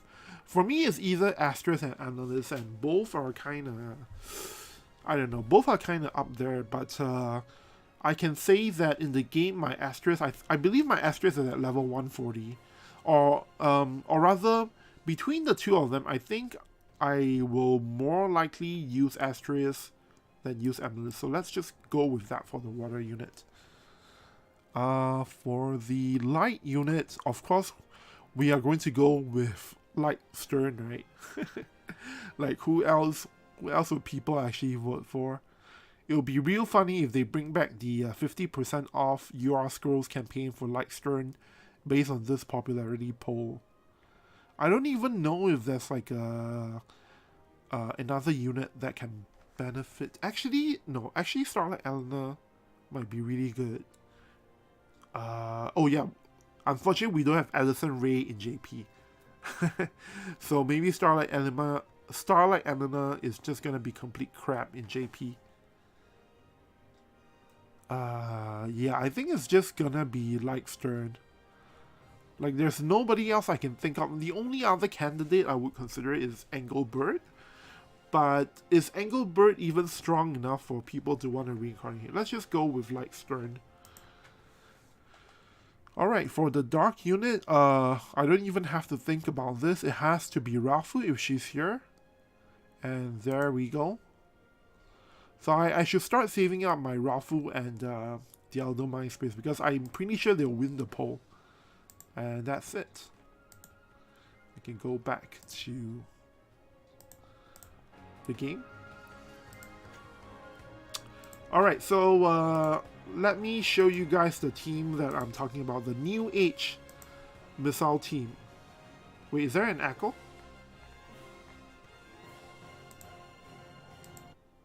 Oh, there is. Let me just turn the thing off and change the audio source. Alright, so the team that I'm talking about, I think you guys saw it earlier already, is this team right here. This is the, if you guys remember the Uni team that some of you guys may have seen in a YouTube video somewhere, that is actually a inferior version of this team. This is actually the original team that started it all. It was actually built by a guildmate of ours, and we were running that for a bunch of guild battles towards the end of the regular guild battle period, and then as we were headed into the limited guild battle, you know, one of our guildmates thought that it would be a good idea to replace Alaya with Uni because of the cost restrictions, and it worked out pretty well on that guild battle map. But when people try to use it in class match, I actually have some footage for this. When people try to use the Uni team in class match, they realize it's actually not that great because Uni doesn't have reaction block, and these two kids have reaction block. So, I don't remember what the setup is. I think this is supposed to be critical. And then, I guess I need to shift my trust stones. So if you saw the Uni, did anyone saw the Uni video? I'm not sure if anybody did. But if you did, you may notice that, you know, the video featured Sephiroth's TMR. So actually, the original version of this team didn't use Sephiroth's TMR. It used, I forgot, one of the Winter units TMR. No, Winter Ravius. It used the Winter Ravius TMR, but because I didn't have that, I replaced it with Sephiroth's TMR as the next best choice. And I think, you know, the guy who made the video, he also didn't have Winter Ravius, so he replaced it with Sephiroth's TMR as well. Let me just double check my trust stones if I have them equipped. We'll take this team into guild battle and see if it works.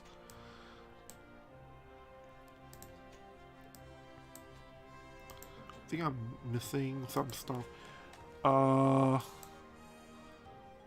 Speed +3, 111.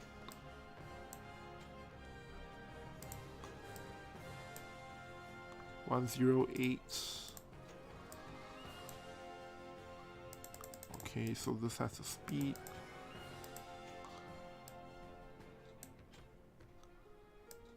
Oh dear.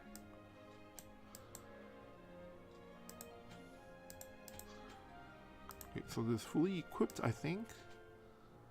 103, 111.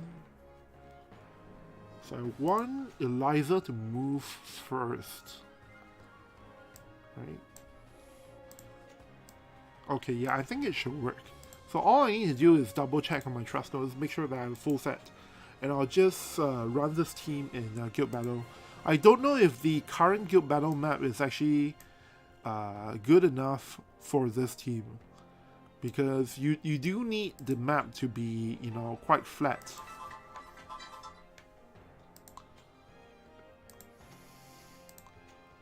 HP. So the way this team works is you basically have your two gunners fire off a bunch of stuff, and then the follow-up attack on Barts will just kill everything. I'm just gonna pick two random things to put because we don't actually need left-hand side thrusters, because the whole point of this team is not to get hit. And basically the idea here is you have to kill the enemy team before they're able to get close enough to attack you.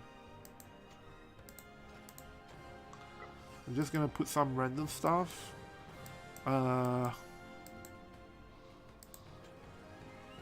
Okay, this trust stones are all set on that, and then Sephiroth's TMR, right? Okay, so this one is missing one as well. Oh dear. I'll just put something.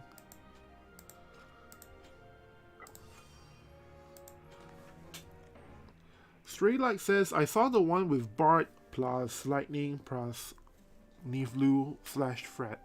Yeah, I didn't see that one, so I'm not sure how good it is. But basically the key to that team, right, or as much as I was able to figure out, right, the key to that team is you gotta make sure you have enough reaction block on your two attackers, because one reflex will sometimes just change the outcome of the entire fight.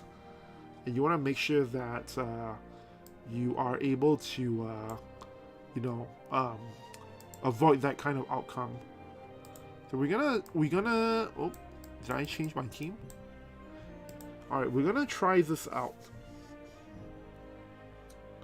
Straylight says, wasn't it Lightning much more better due to follow-up attack? What are you talking about? No, because Lightning doesn't have the range. and you really need the range to be as far as possible, so that you're able to kill the enemy without, without them being able to come close enough. And I believe this strategy only works for certain teams. It doesn't work on any team that has a tank. So I'm not sure if we have any, I don't think there's any, oh, this one here. So, okay, so we're running ice versus wind, right? So we should win, right? Because if we don't win versus win, if we don't win versus win, then the whole idea of the team is pointless. So I'm gonna run this first to do a check to try and see that the team works, and then if it does, then I'm gonna try and run it against something else. But when I tested this, I think 2 months ago, I believe every single team that had like a good tank in the formation, I wasn't able to beat them with this team at all. So it was a very short-lived. It was a new team idea, but it was very short-lived. It didn't really have any legs. And then the uni version. The worst thing is that the uni version, for the people who tried it, you have to wonder like what they tested it against, because it's like a complete meme team that for some reason people took seriously, honestly.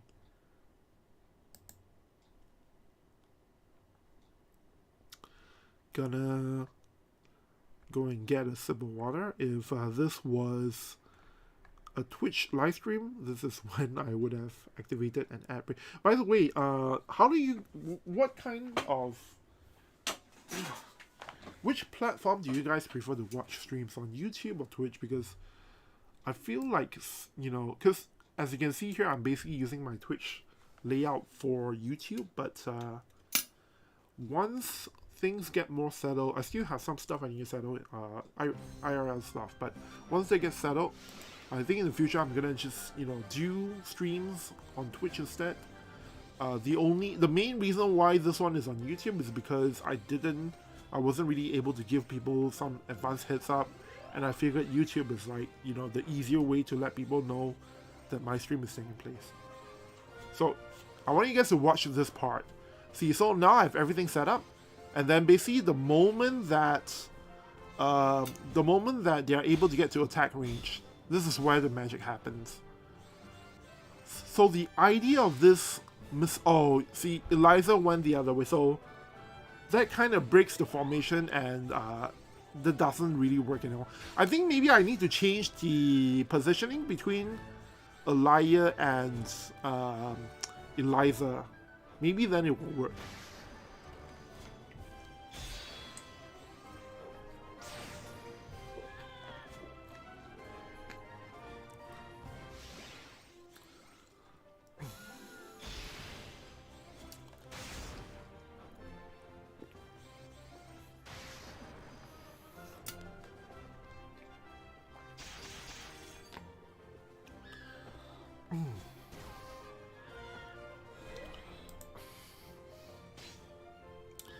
Fired as how was Fire Team right now in WOTV JP? So I'm not a fire expert, but according to my guildmates, right now the best fire team to run is something like King Mons, Setia, and Valentine Ildira. It's either that or Fire Evade. Fire Evade is actually in a really good spot right now.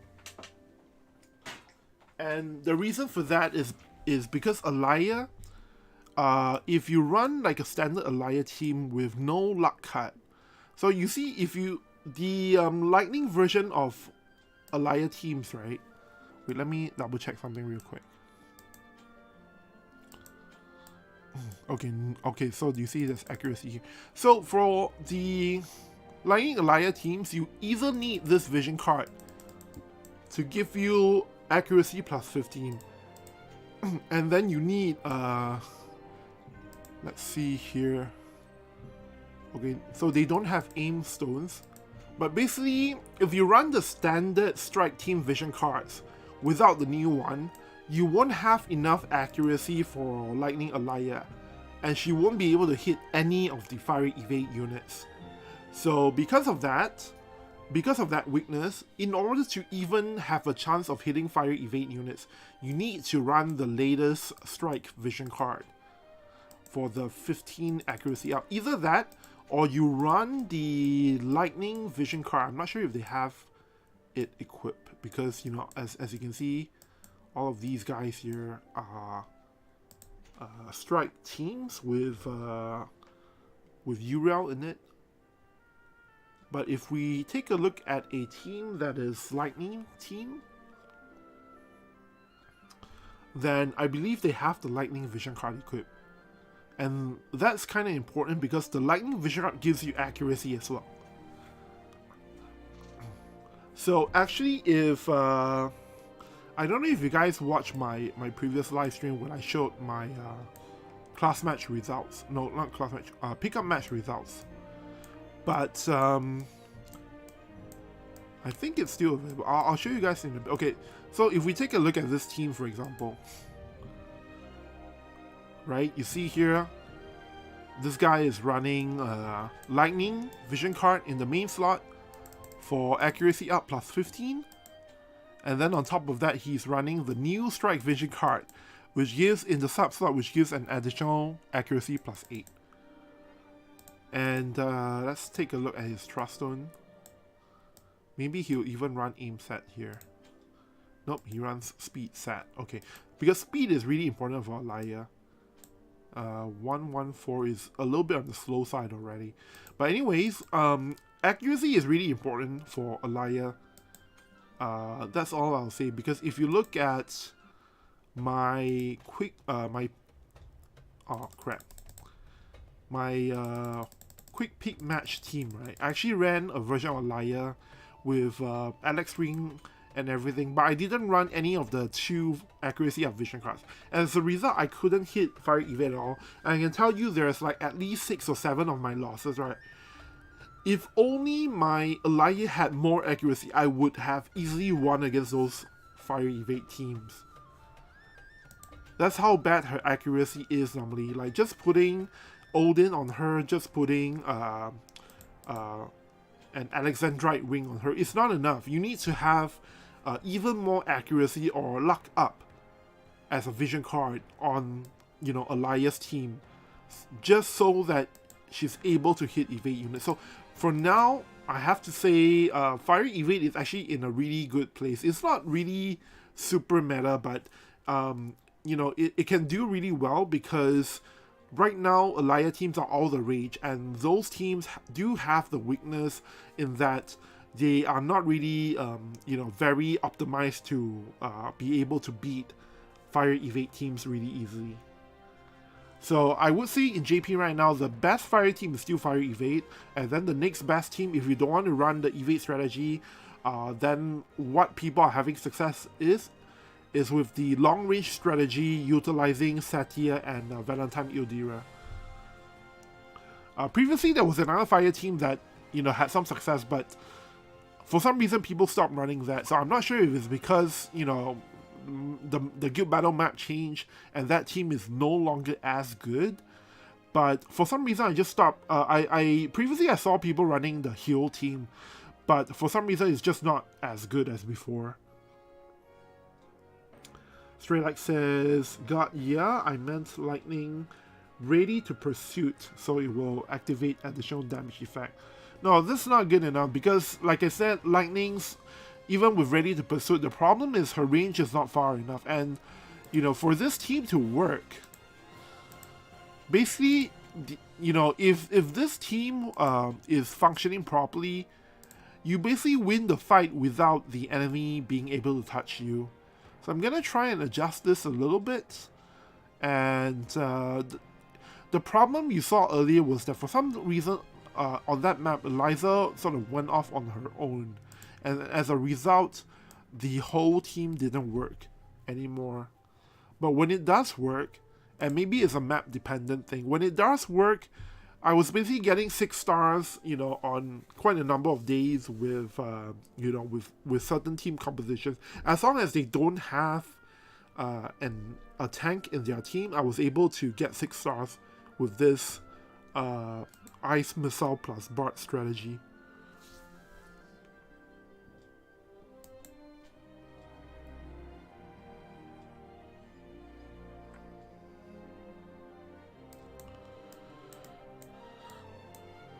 So we're gonna try this fight again with the wind team, and then if it works, if my ice missile team doesn't die, then I'm gonna, you know, like I said, run it on some other team, just to test that it works against other teams as well. And of course, you know, I'm doing it here with ice missile units, but you could just as easily replace the ice missile units with Rugia and Melnia, and you could get like a similar kind of result.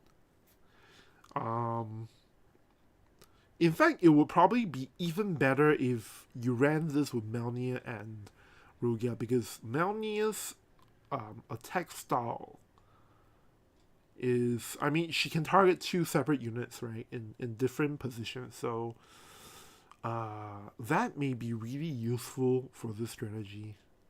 It's hard to say though without actually testing it out and seeing the damage.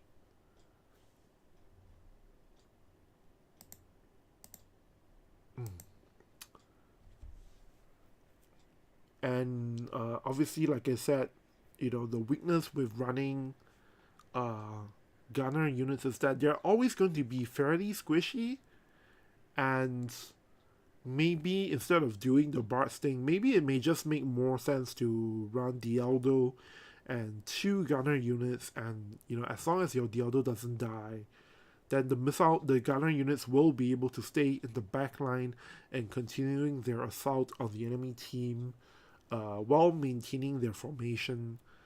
And who knows? I mean, it could be like a war of attrition situation, and they just win based on that. Alright. Hopefully they don't separate out too far. If Alaya doesn't go to the left.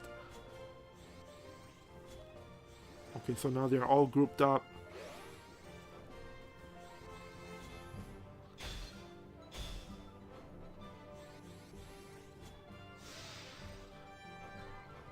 I think Eliza is not able to hit far enough on this map, so I think I need to change out the passive on Eliza.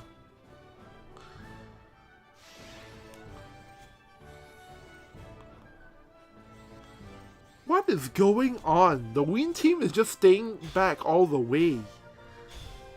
This is ridiculous.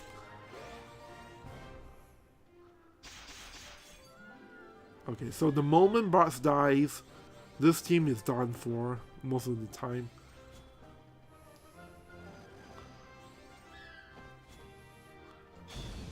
Yeah, you see, I can no longer do enough damage to finish off the Win units. That's how bad this team is. I'm just gonna try one more time, but this time what I'm gonna do is I'll extend the range of Eliza, and I believe I have a few things turned off so that she's forced to use AoE attacks. So I'm gonna turn them back on, and we're gonna give this one more try. If it doesn't work, then unfortunately I think this strategy just doesn't work on the current guild battle map.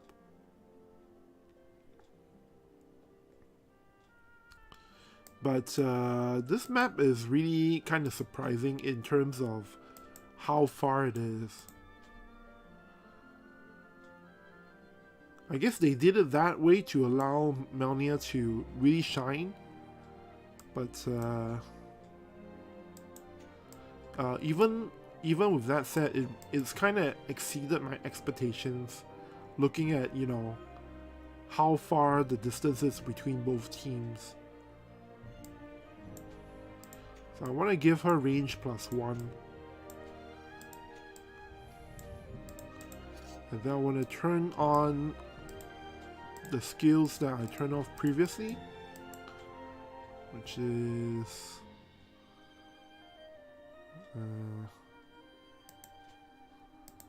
not this one. And I need her to activate her range +1 as well, which is this skill here, which is on. Wait a minute. Okay, so I guess they're all back on now.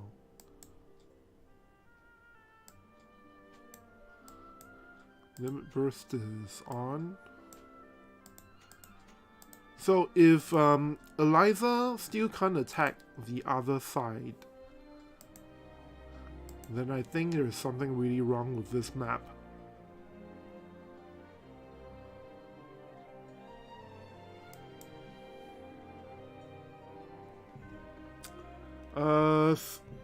Syed says, yeah, she has long range sub job. Yeah, well, that's true, but you know, her passive is only +1, right? And then her long range sub job is, I believe, is still only range 5. It's still not good enough. You see, for Eliza here, right?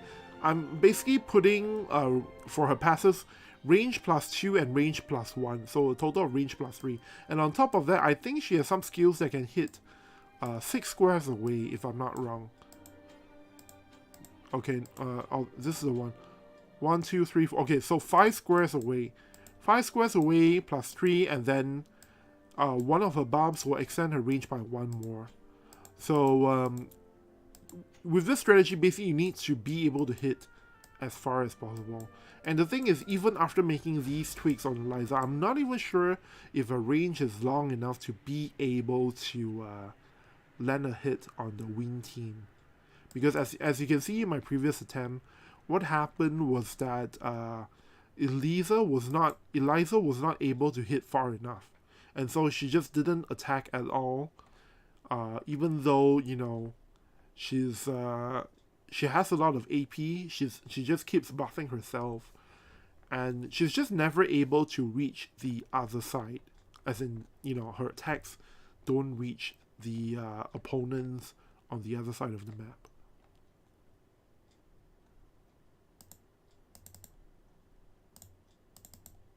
So hopefully now that I've, you know, gave her an additional range +1, hopefully she's now able to at least get some attacks off. If not, I guess we'll try versus another team as well. It could be that on this map, if they're running the win team strategy that, you know, has them just buffing you know, all their allies constantly to wait for the opponent to approach, maybe on this map what happens is that by doing that, the win team can actually have an advantage. So there are some situations where that is actually preferred. You just, you know, keep having your 3 units run around buffing each other up while waiting for your enemy to approach.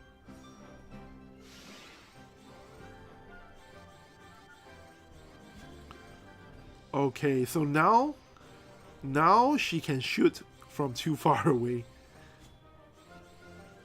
Oh boy.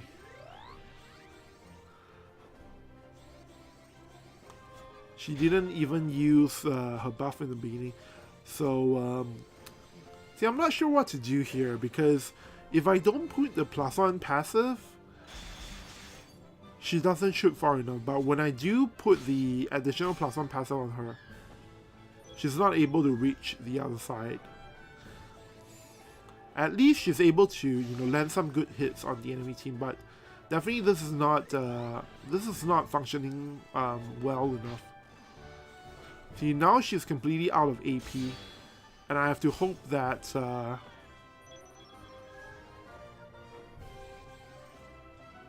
I think this strategy, the missile strategy I'm using, right, may actually work really well with Melnia in it, because Melnia has the ability to remove re-raise, right? So I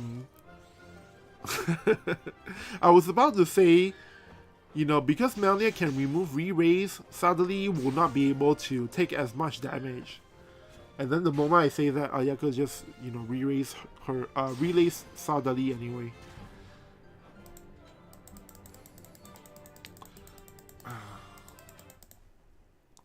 It's really kind of sad for the win element, because, you know, obviously 1.5 months ago, or rather in May, we had Lena from the FF5 collab, And actually, right at the tail end of May, right, there was actually a pretty interesting win team that some people were running that had Lena, Sardelli, and I believe Glassler or Edward Elric as the sole attacker.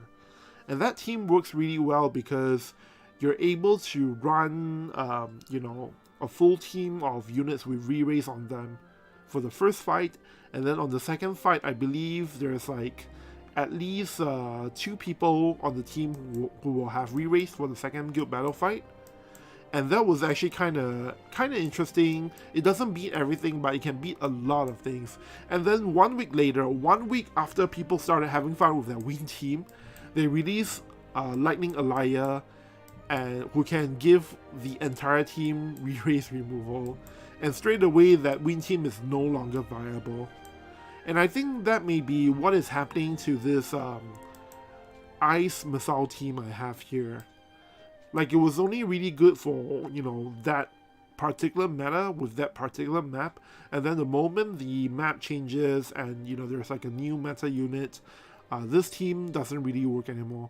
This missile team, the primary goal was actually to fight the popular meta at the time, which was actually Bart's King Bradley and Wingstern, Lightstern.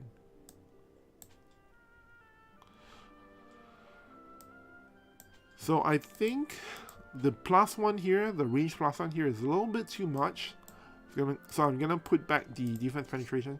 And I think instead of fighting the wing team, which may be like a special exception as to why it's able to, take the barrage of attacks from this Ice Missile team, I think maybe I need to pit this Ice Missile team against another team and see how it does. But unfortunately, all the teams here that I can fight against are teams that have at least are teams that are running a tank, basically. So I'm gonna have to pick a team that doesn't have that strong of a tank. It's not really there's not really a lot of good choices here. So I guess I'll just go with this first team at the top. I don't think it'll work. I don't think my Ice Missile team will be able to carry out this game plan at all.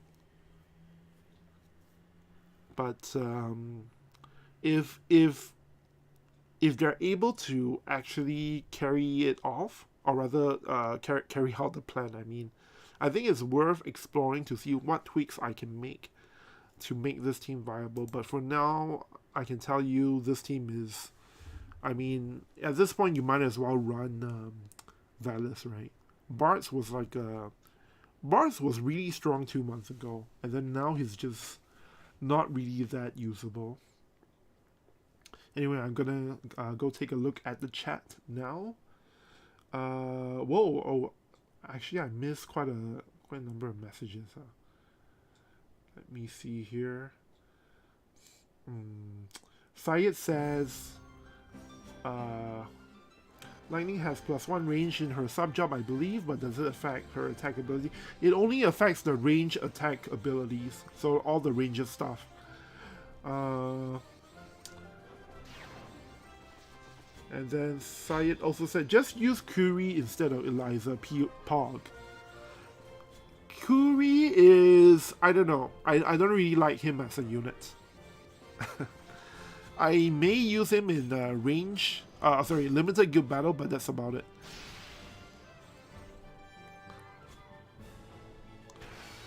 Yeah, this is not working out really. So the problem I have here is that Eliza keeps going, off on her own. And that is a big problem.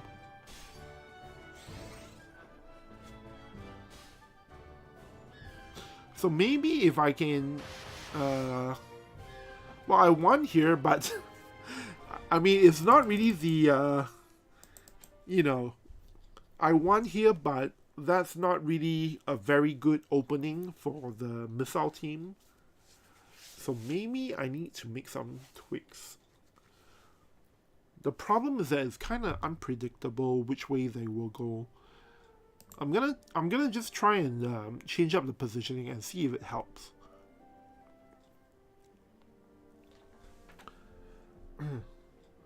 Straylight says probably the map.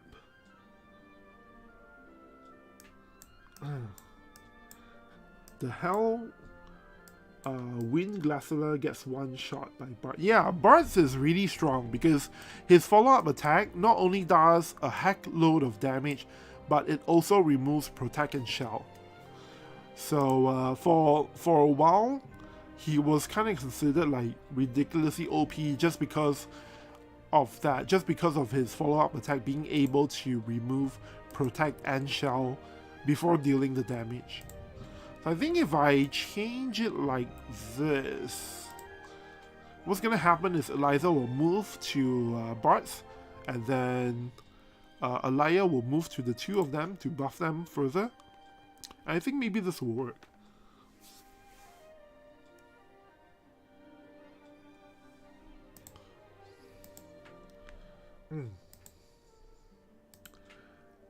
Syed says, make Eliza buff team on turn 1. Oh, is it wait, I thought that was... No, okay, so the thing is, by default, if Eliza cannot attack the enemy team on turn 1, she will by default buff a teammate with the Sephiroth TMR. But the problem is because her range is such that she was able to attack the enemy team on turn 1. That's why she didn't use the TMR skill.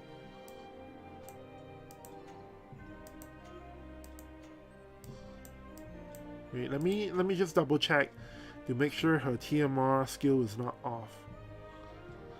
But even if her TMR skill was off, she does have some other ally AoE buffs that she could use. So I think it's purely because she's able to hit the enemy team on turn 1 that, you know, I think that's the reason she's going off on her own. But just to be safe, let me just double check to make sure that TMR skill is not off. Okay.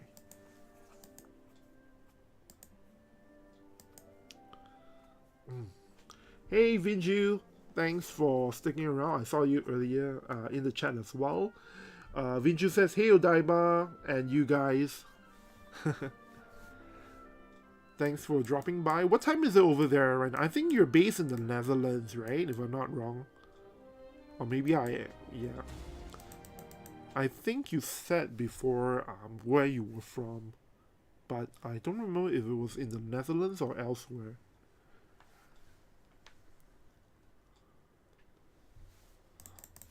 So, because we don't have Guild Battle on the first 2 days of this month, because they are trying to re-implement the new feature that allows you to no longer require you to have 30 members in Guild Battle. So you can have some people, you can basically have like up to 25 members, 25 to 30 members in your guild, and then up to 5 of your team, up to 5 of your members can put an additional sub-team that will be used for Guild Battle. See, you see right there? Like, no matter what, you know, no matter what the unit is, if they're able to hit the enemy team, they're just going to do that on turn 1. So maybe that means I need to have Barts in the right-hand side position, right? I don't think we have to watch the rest of this outcome because we probably lose. But so maybe we put Barts in position 3, and then Eliza in the center, and then Alaya will be on the far left. Does that work? Because, yeah, I think that should work.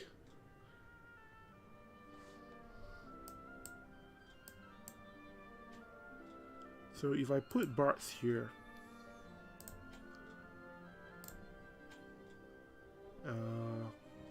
so turn 1 Eliza will go to Bart's, and then turn and then on Eliza's turn 1 she will go to the 2 of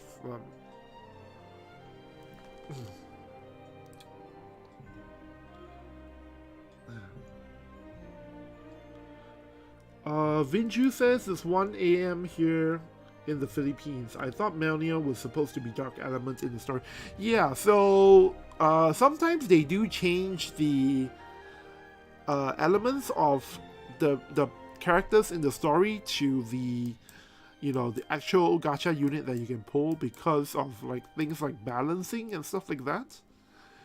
So I bet, you know, they initially, when they put in Melnia in the PvE story mode, they kind of just, you know, picked the dark element because that made the most sense, right?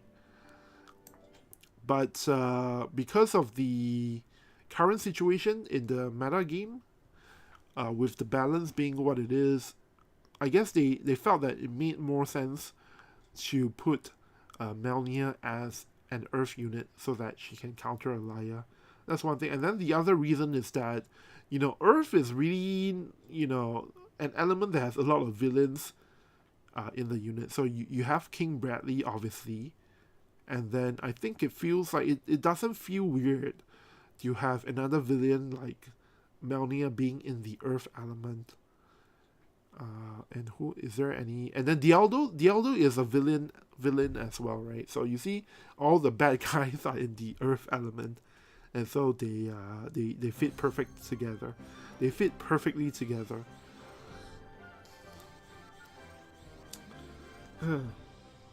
Syed says Eliza slot 3 can't buff Alaya because not in range. Maybe swap Alaya TMR for Eliza.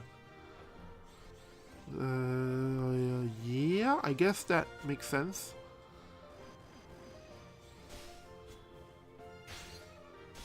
Okay, but it's working now. You see, as long as I have everybody in formation. No! Bart's! Anyways, this is a different team anyway, so I don't know if I can... Oh, okay, I've lost now.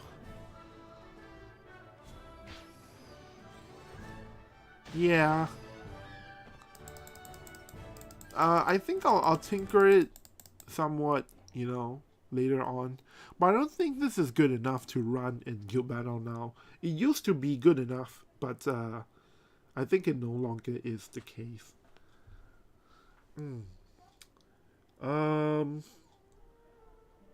Let's see here. Sorry, give me a moment. I need to check something real quick.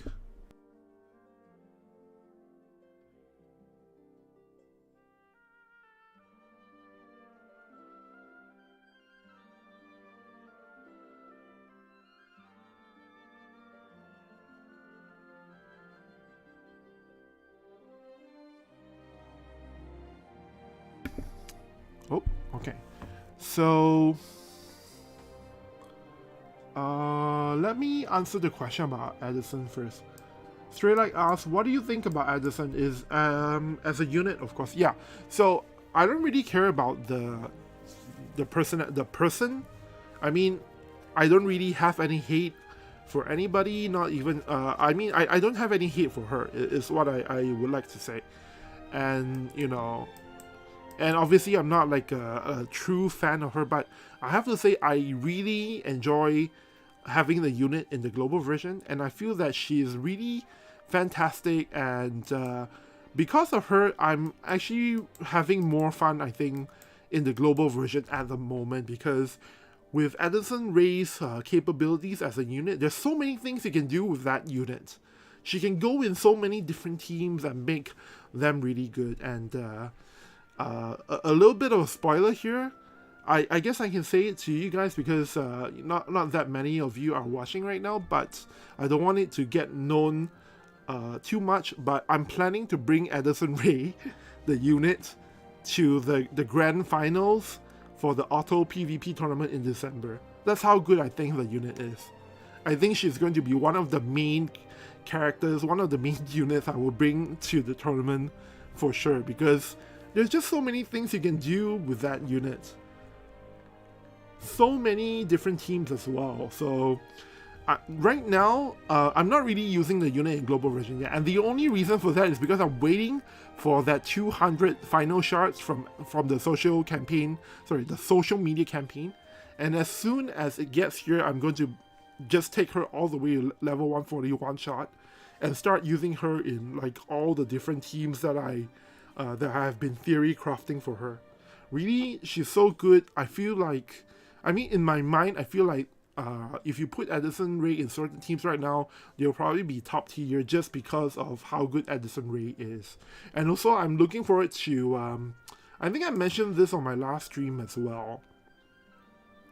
So, currently in JP, the best, there we go.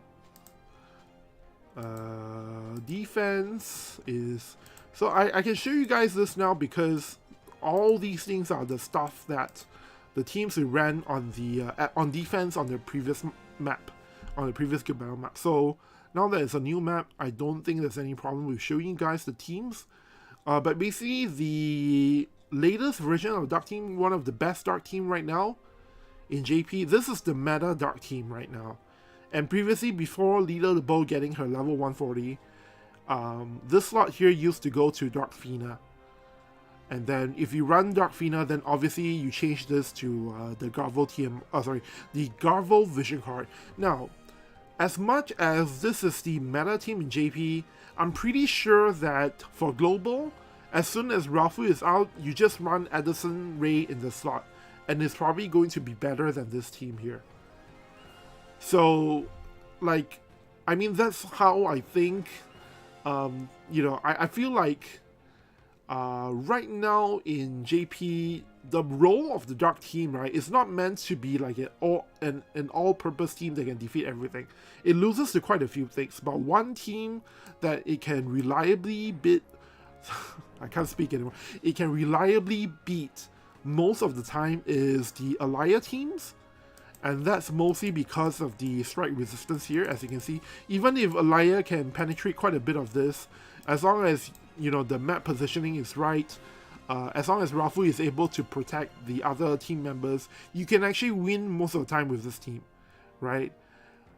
But imagine if without, if you replace Leela the Bow with Addison Rae, you get all of the benefits of this current team here, with the upside that Rafu is going to get courage, Sephiroth is going to get courage, and at the same time, Addison Rae can fire off a bunch of spells of a different element. So you can't get blocked by you know, teams that stack up dark resistance against you. Now, of course, obviously, you know, the other team, your opponent team could just put something like Demon Wall, and you know, that protects against light and dark as well, right? But if you are talking about things like, you know, Demon Wall Vision card, or some of the other strategies versus Dark Team, right?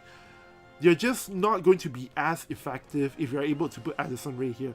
So, like I said, the advantage is twofold. Not only do you end up giving courage to your entire team, which makes them a lot more resistant, which makes them able to put out a lot more damage, and, you know, in Ralph's case, she's able to protect the attackers a lot more.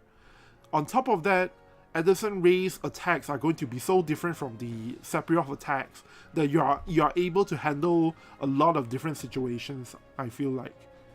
So for that reason, I'm definitely looking forward to... So Rafu comes out in the global version 5 weeks from now. And when she comes out, I'm really looking forward to trying that team out with Addison Rae, Rafu, and Sephiroth. Straylight says... Straylight says, that is one hell of a big spoiler of Daiba-san. And yeah, I agree.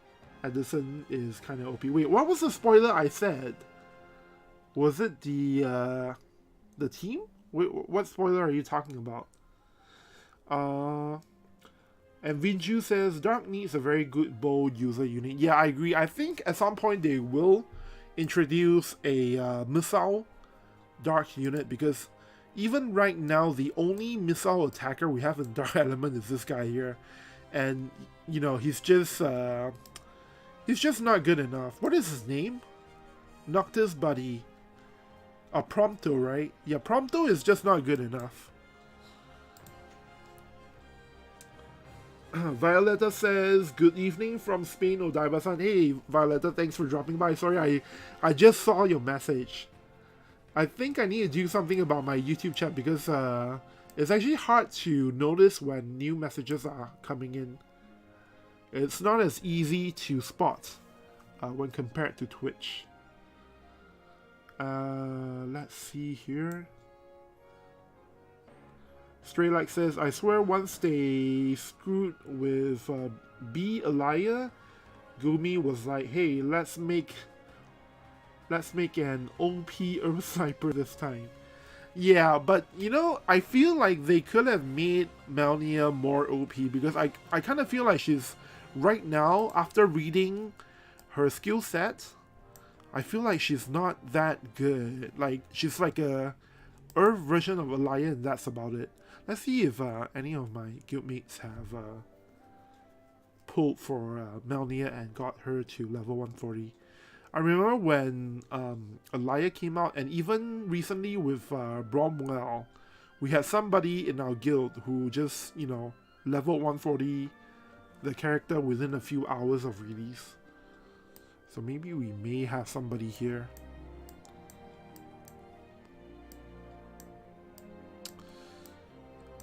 Okay, so I think... Oh! What's that I see? 115.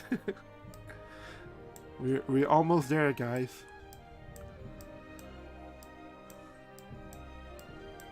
Alright, 115, a few hours after release. So I think maybe by tomorrow, maybe he'll have it to 140. And I'll ask him nicely if we can showcase the Melnia team for you guys on YouTube.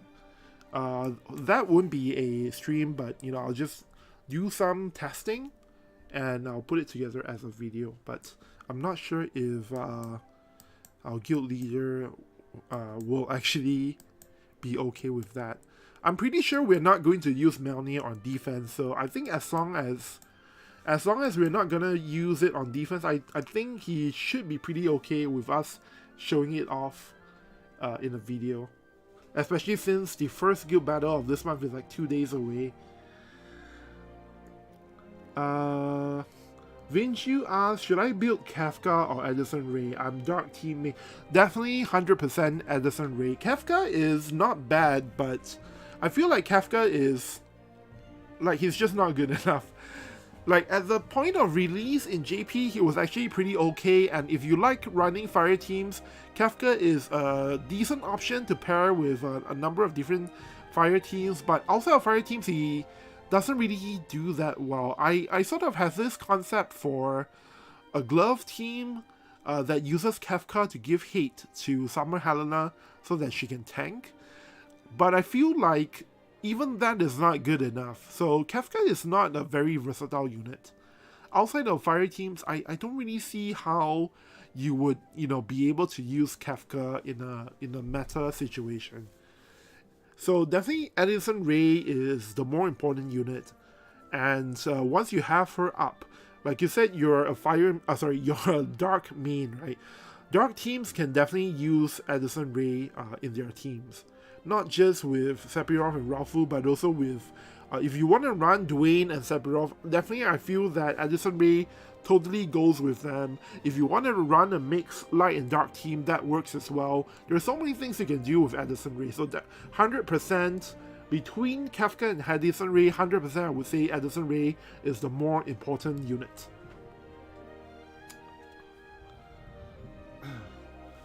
And let's see.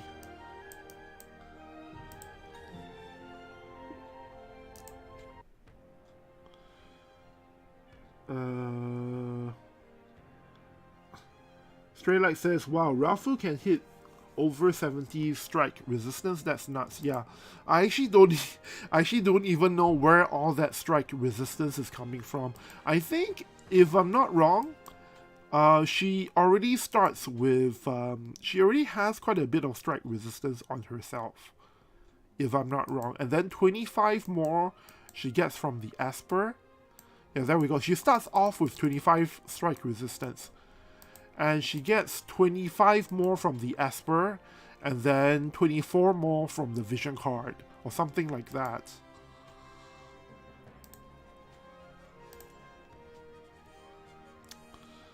Uh, 25, 25, 25, 23, and then the last part is 19? Okay, so if we take off the Asper, right, you can see that straight away it drops to 48. So yeah, it's 25 on the Asper, and then for the Vision card is okay, it's 16 on the Vision card, and then I believe I have 7 on the Trust Stone. Yeah, there we go. So 7 plus 16 plus 50. So that's how you get 73. Straylight says the team you're gonna use for finals, Edison. Oh yeah, that's a huge spoiler. Don't tell anybody. I don't want people to study my Edison Ray strategies and counter me because of that. But even if I say that I'm gonna bring Edison to finals, the thing is, Edison Ray can go in so many different teams that you know, you won't even know what team I will bring to go with Edison Ray, right? So that's the fun of it as well. I think I will probably have multiple teams using Edison Ray in the finals. But it's all subject to change. It all depends on what the final meta is right before the tournament, and I'll adjust accordingly based on that. But I already have a pretty good idea of what units I want to run. Vinju says, oh wait, I already read that. Syed says Melnia could be B Alaya meta killer. Wait, B Alaya is what? Is B Alaya the ice one or the lightning one? And Myra says, what's Melnia's kit? Okay, we actually took a look at it from quite a while back. So I think I have to, you know what, I think at this point I'm gonna stop the stream pretty soon already because it's kind of late now. So you know what, for the kit, basically I think after this stream has ended, I will go and just do like a recap of Melnia's kit and do it as a video for you guys. Is WOTV Calc not updated yet? Actually, does anybody know? I think I'll do it as a video because that way it's a lot easier to see. Because, you know, I don't want to go through the, you know, what I said earlier about the kit again. But basically, I don't feel that it's good enough. Like, the unit itself is not good enough. And earlier I showed, you know, in my guild, someone in my guild, someone in the guild that I'm in, we are ranked number 2 just to show that off. Somebody in my guild already has Melnia at 115, so I think we can probably, I need to ask that person, but I think we may be able to do a showcase of the new Melnia team and have a look at how she performs later on when in 1 or 2 days time when he's completely you know, finished building Melnia. There we go. So right now this is what the build looks like.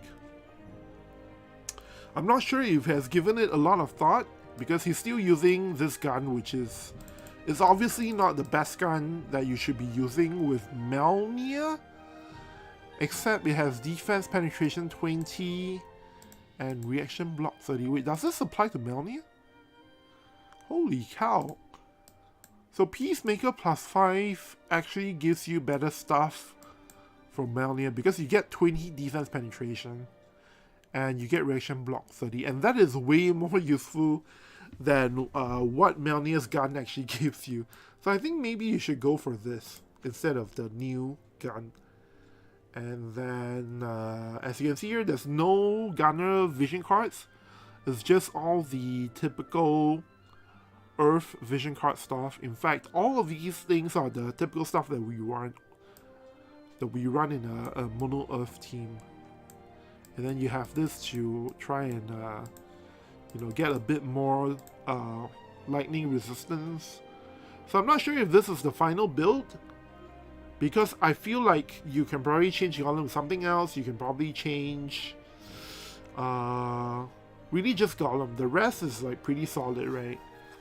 And then there's Bowtie on King Bradley, which suggests that this is a map where you ideally want to have 3 buffs on King Bradley.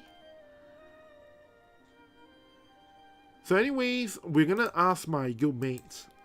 That's actually my guild leader. So we'll ask him if he is okay with us showing off his build in action, and then or maybe there's somebody else who pulled from Melnia and is reaching the level 140 threshold as we speak. I'll find somebody in my guild who is okay with us showing it off, and then we'll do some mock battles against that sometime soon.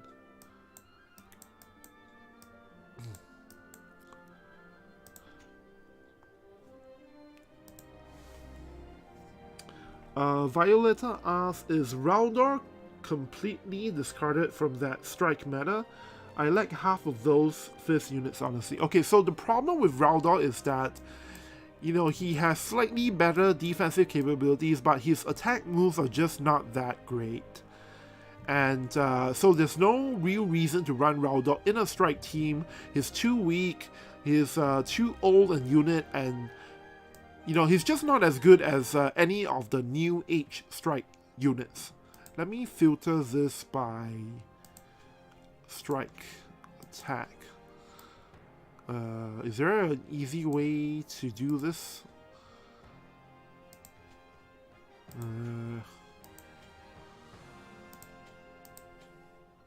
Okay, so these are all the units with strike attacks. Right, and then Raldor is over here. I did build him, obviously. But, see, version 1 of the strike team, back when it was meta in JP, which means that it's, basically in global right now is, 5th team, strike team is considered meta, right? But that, to us, in JP is like 4 months ago. So, in the first iteration of strike team, you have Perrine, Alphonse, and Edward. That is the first time when, strike team is considered a top meta, not like a meme team, not like a for fun team, but actually something that can beat almost every single team out there. That's the first time, right? And these 3 units, the common ground they have amongst them is that all 3 of them do an insane amount of damage. Alphonse can do an insane amount of damage, but most of the time we build him to be, a tank build, so the damage doesn't really matter. But even with that said, Alphonse is one of the new age tank types, meaning he's actually tankier than Charlotte, than a lot of the older tanks that you've used in the past, because of his healing capabilities, because of his barrier breaking capabilities, his slow and all that, and of course his resistance, his elemental chain resistance. So that makes him a high tier tank unit. And the only 2 tanks that he's losing to right now in the game is only Ralfu and Dialdo. He's like the number 3 tank in the game. Right, so he's an exceptional unit, and then all 3 of these units have exceptional damage. All 3 of them have some way to deal with evade. Alphonse and Edward Elric, I believe they both have guaranteed hits. And then for Perrine, I believe you need to stack up accuracy. I don't actually remember. I think maybe she has a guaranteed hit as well. I'm not too sure. I don't remember. I haven't used Perrine in a while, but regardless, Perrine has no issues at all fighting Fire Evade, right? And these 3 units are way better than the older strike units like Uriel, Tifa as well. Tifa is not that great. It's why even for the people who set her to level 140, you don't really see them using Tifa a lot. And even Snow, I don't have Snow on JP, but even Snow is not as good as the other strike units. And then what other strike units is out there? And then below, far below all of these units, the worst UR Fist unit is actually Raldo, because he's like one of the earliest strike units that was released out there, and because of that, when they designed Raldo, they kind of didn't know what to do with the unit, right? So they ended up giving him a lot of defensive stuff and not enough offensive stuff, and then over time they didn't really buff him a lot as well. So the only time you would use Raldor, I believe, is when you need to, when you want to do certain resistance stacking. So I believe the last time I used Raldor, I'm not actually sure if I used Raldor in Global Version. I think I didn't use him, but I considered using him because of his missile resistance. I believe, if I'm not wrong, he can stack very high missile resistance. I forgot which one it is, but basically there are some situations where if you know you are going up against a certain kind of meta and you need certain kind of resistances, Raldo is your man. That is the only situation I can think of where you might actually run him. But if you're not doing resistance stacking, there is absolutely no reason to run Raldo when there's so many other good strike units you can run. Even if you don't have the main strike units like Perrine or Edward Elric. Edward Elric is free, so as long as you're not a new player, you should have him, and you should definitely run him because he's one of the best win units out there right now. I would say that he's even better than Glassella, who is a cost 100 unit, right? So you definitely should run Edward Elric, and then you can run Uriel, you can run, if you really want to, you can run Tifa, although I don't recommend it. What other strike units you can run? So mainly Edward, mainly Uriel, and those are options that are far better than running Raldor for starters. And then, you know, that's the old version of the strike team. Right now, after Alaya, you know, has come out, obviously Alaya is now the best strike unit in the game, if only for the reason that she is the only unit that can actually stack strike, attack, resistance, penetration. She's the only unit out there that has strike, resistance, penetration. So obviously, after she's out in Global Version, if you want to run a strike team, you will always run Alaya. It doesn't make sense not to run her. And then you pair her with Edward Elric or Uriel, and that's the meta, by the way. Like in JP right now, the best Alaya teams out there are basically something like Alaya, and then Alphonse, and then the third unit is either Edward or Uriel. Like, that's the most popular version of the Alaya team right now. And of course, you can do other stuff like run King Bradley as well, but of so many other options you could run, there's just no way that Raldo can do something unique, that can do something good in your team that will make him a better choice than any of the other units I've mentioned. So for that reason, yeah, Raldo is no longer good enough until they buff him again, I suppose, because, you know, they just announced they're going to do limit break upgrades for all of the old units, which means that Raldo is probably going to get some kind of upgrade on his limit burst. I don't know what his limit burst is though. Whatever this thing is. So if this thing becomes good enough, then maybe that's when we'll start seeing Raldo seeing some play. Until then, really Raldo is just a pretty bad option, unless, you know, you are trying to beat a certain thing and you need Raldo for very specific reasons. Straylight says Bright Alaya equals B Alaya. Well, that's the first I've heard of it, but okay, Bright Alaya. Straylight says, yay, Odaiba is Addison Simp now. Yeah. I mean, what can I say? The unit is really great, and I'm always all for, you know, running good units in your team. Syed says for Raldor, attack range is too short. Yeah, I definitely agree on that. He could be a good tank for Missile Ice team maybe. So yeah, that's the one situation where that I can think of where you would actually run Raldor. In fact, I believe the meta team back in JP, right, when he saw the most play as a meta unit was something like Raldor, and it was during the Pizarro, Sadali, and Glaciala meta. When that was meta, that was when people used Raldor. So they will use something like Raldor, Valentine, Ildira, and Pizarro, or something like Pizarro, Sadali, and Raldor.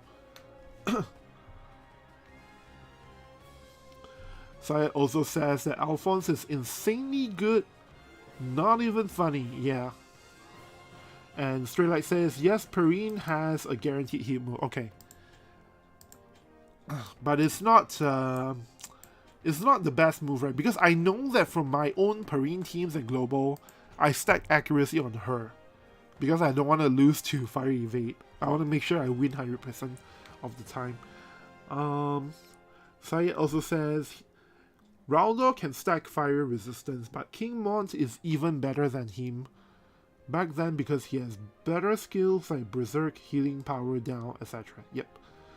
Teolida says, I love that you say limit burst instead of limit break. Yeah, I know. I'm one of those guys who, you know, who tries to remember the jargon correctly. I mean, sometimes I make mistakes as well, but it was pretty clear to me that in War Divisions we call all these moves limit burst because this thing here, the limit break in this game refers to, you know, the short thing, this system right here, right? And I know there are some people who get confused about this, but yeah, I pay attention to these kinds of details. I'm a nerd like that.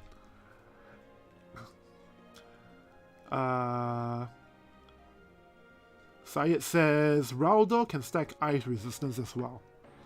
And Elion's Drive, I think he just got here. He says, how goes it, Odaiba? Actually, right now we're, I think, just about to end the stream because I think I've explored all I can about Melnia.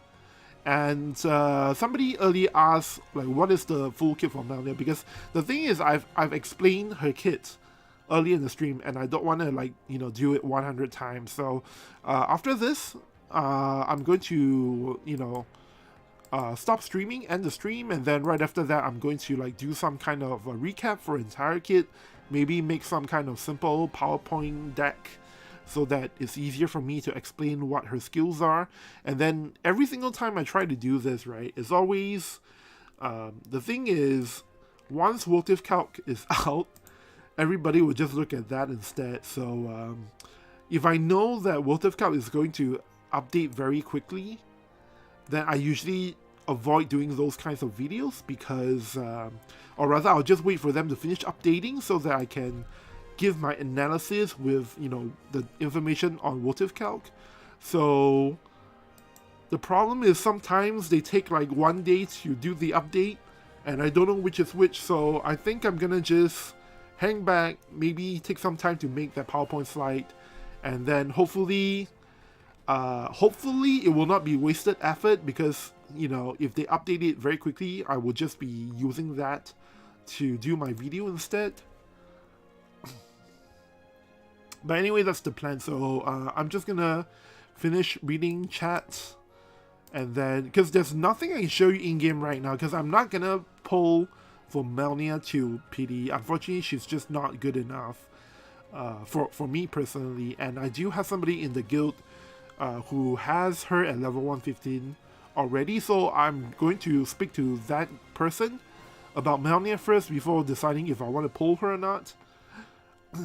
But I don't think she's somebody that I need to have because I don't see anything Melnia can do that my current team cannot already handle. So the plan is to stop streaming shortly, and then I'll just go and work on that video offline. Syed says limit burst is a common word in FF series. Yeah, I know.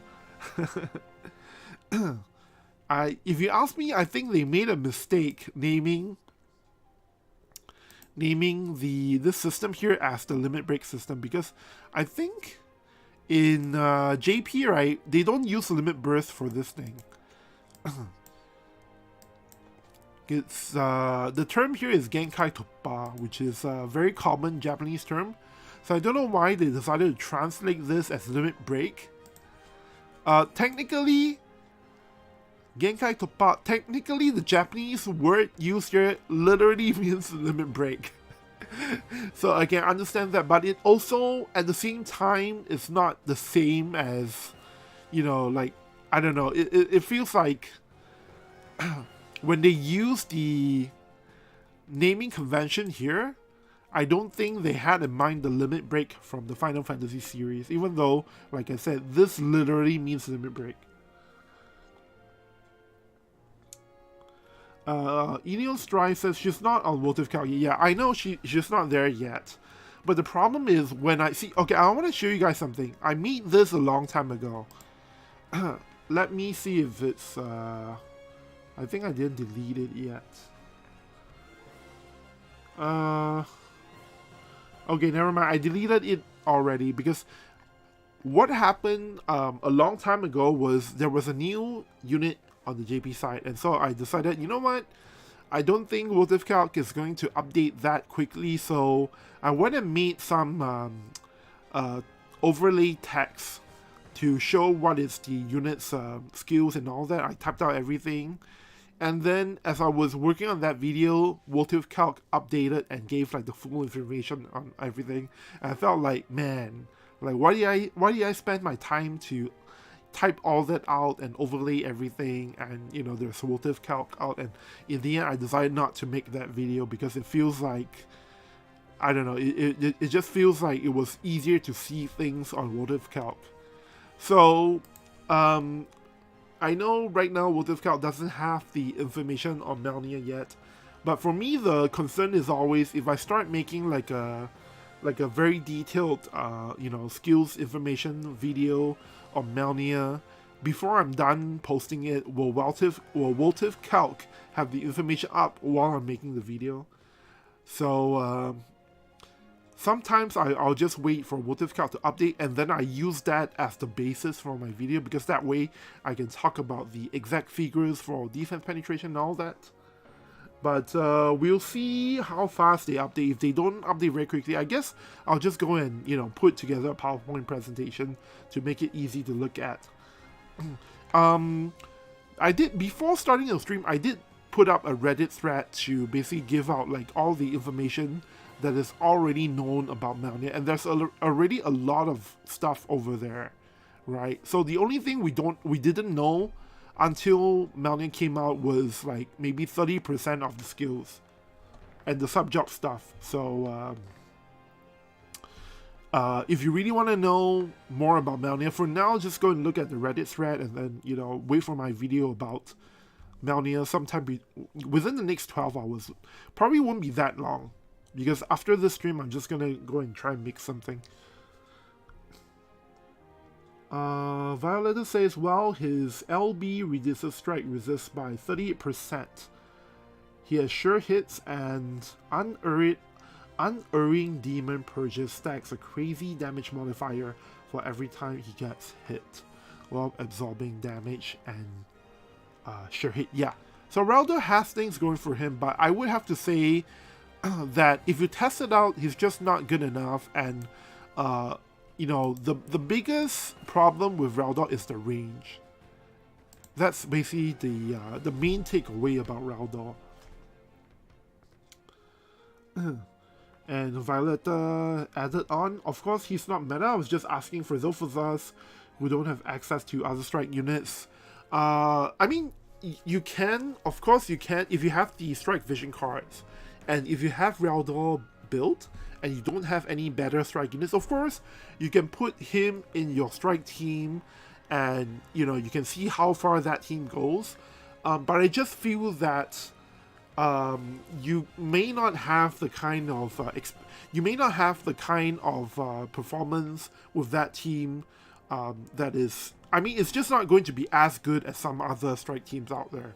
And honestly, I can tell you now, in global right now, it makes a difference whether or not you have Perrine in the strike team. A lot of people tell me, like, even Orange J is like, you know what, where's the strike meta? There's no strike, like, strike team in global version is not having that much success. Like, Odaiba, what are you talking about? The problem with that is that in global version, not that many people actually picked up Perrine when she was available. And whether or not you have Perrine in your strike team makes a huge difference. There's so many things, so many teams she hard counters that, you know, even if you run Alphonse, Edward, Elric, and King Bradley, it's not as good as if you have Perrine. Perrine is the OP part of the strike team. Is why a lot of JP players for the longest time, before Bright Alaya came out, for the longest time Perrine was regarded as a top tier unit. Like the very highest tier.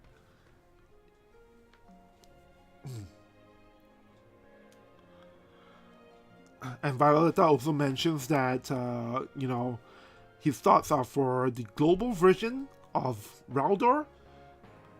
But Violetta also hopes that he gets more stuff, he gets better stuff in JP.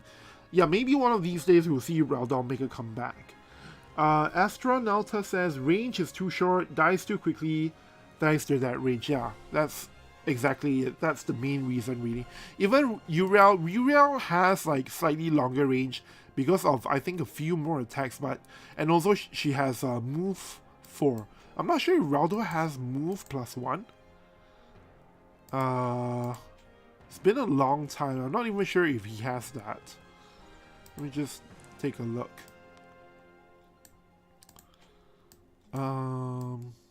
If he doesn't have move +1, that makes it even hard to. Okay, so he does have move +1. Okay, so at least he has that. If he doesn't even have that, then it's like I can't even, you know, imagine how long it's gonna take before he's able to reach the front line. But yeah, basically the range issue is a huge problem. Elio Strive says, imagine what we'll do without WOTV Calc. Yeah, I agree. Well, I mean, probably we'll just use like a different site, but WOTV Calc definitely makes it very convenient to look up stuff. And Syed replied to Violetta, -15 magic resistance, hurts him too. He could get one shot to magic damage before he could hit anybody. That's definitely true, although we've been in a physical meta for a really long time now, both in JP and global, so yeah, anytime there is a pretty good magic team in the meta, you always run the risk of just losing to them when you have a unit like Raldor that has weakness to that. So that's definitely one concern as well. Alright, so I believe that's all of the chat stuff that I missed in the past like half an hour or so. I think I read like almost every one of them. So anyways, I don't really have much more to show you guys because, like I said, I'm not going to pull for Melnia, at least not to PD. And also, later on today, I'm going to do some like guild battle stuff. But you know, the loading for this takes a long time, and you know, it's just me tinkering with a bunch of stuff, so I'm not sure that is interesting for you guys to watch. But in the future, I may think about doing that, you know, in my streams, basically like build teams for a guild battle, and you know, doing my mocks and just explaining my decisions of the teams I'm building.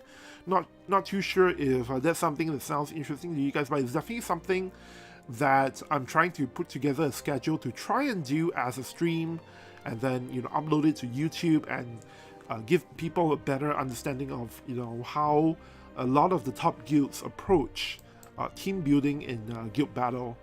So yeah, let me know what you guys think about that. Might be something I'll be doing sometime in July, not too sure when yet.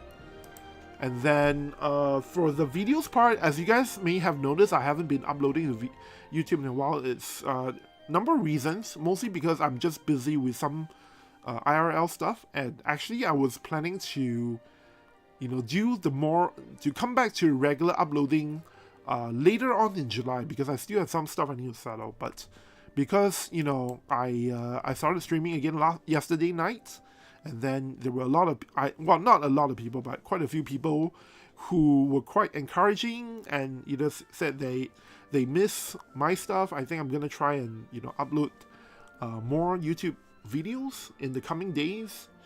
So I have a few ideas I want to knock out, and hopefully you guys will find that interesting. So obviously the first of that will definitely be like a review, like an early impression review of Melnia. So yeah, maybe come back to the YouTube channel like tomorrow and check out, you know, what new video I have here.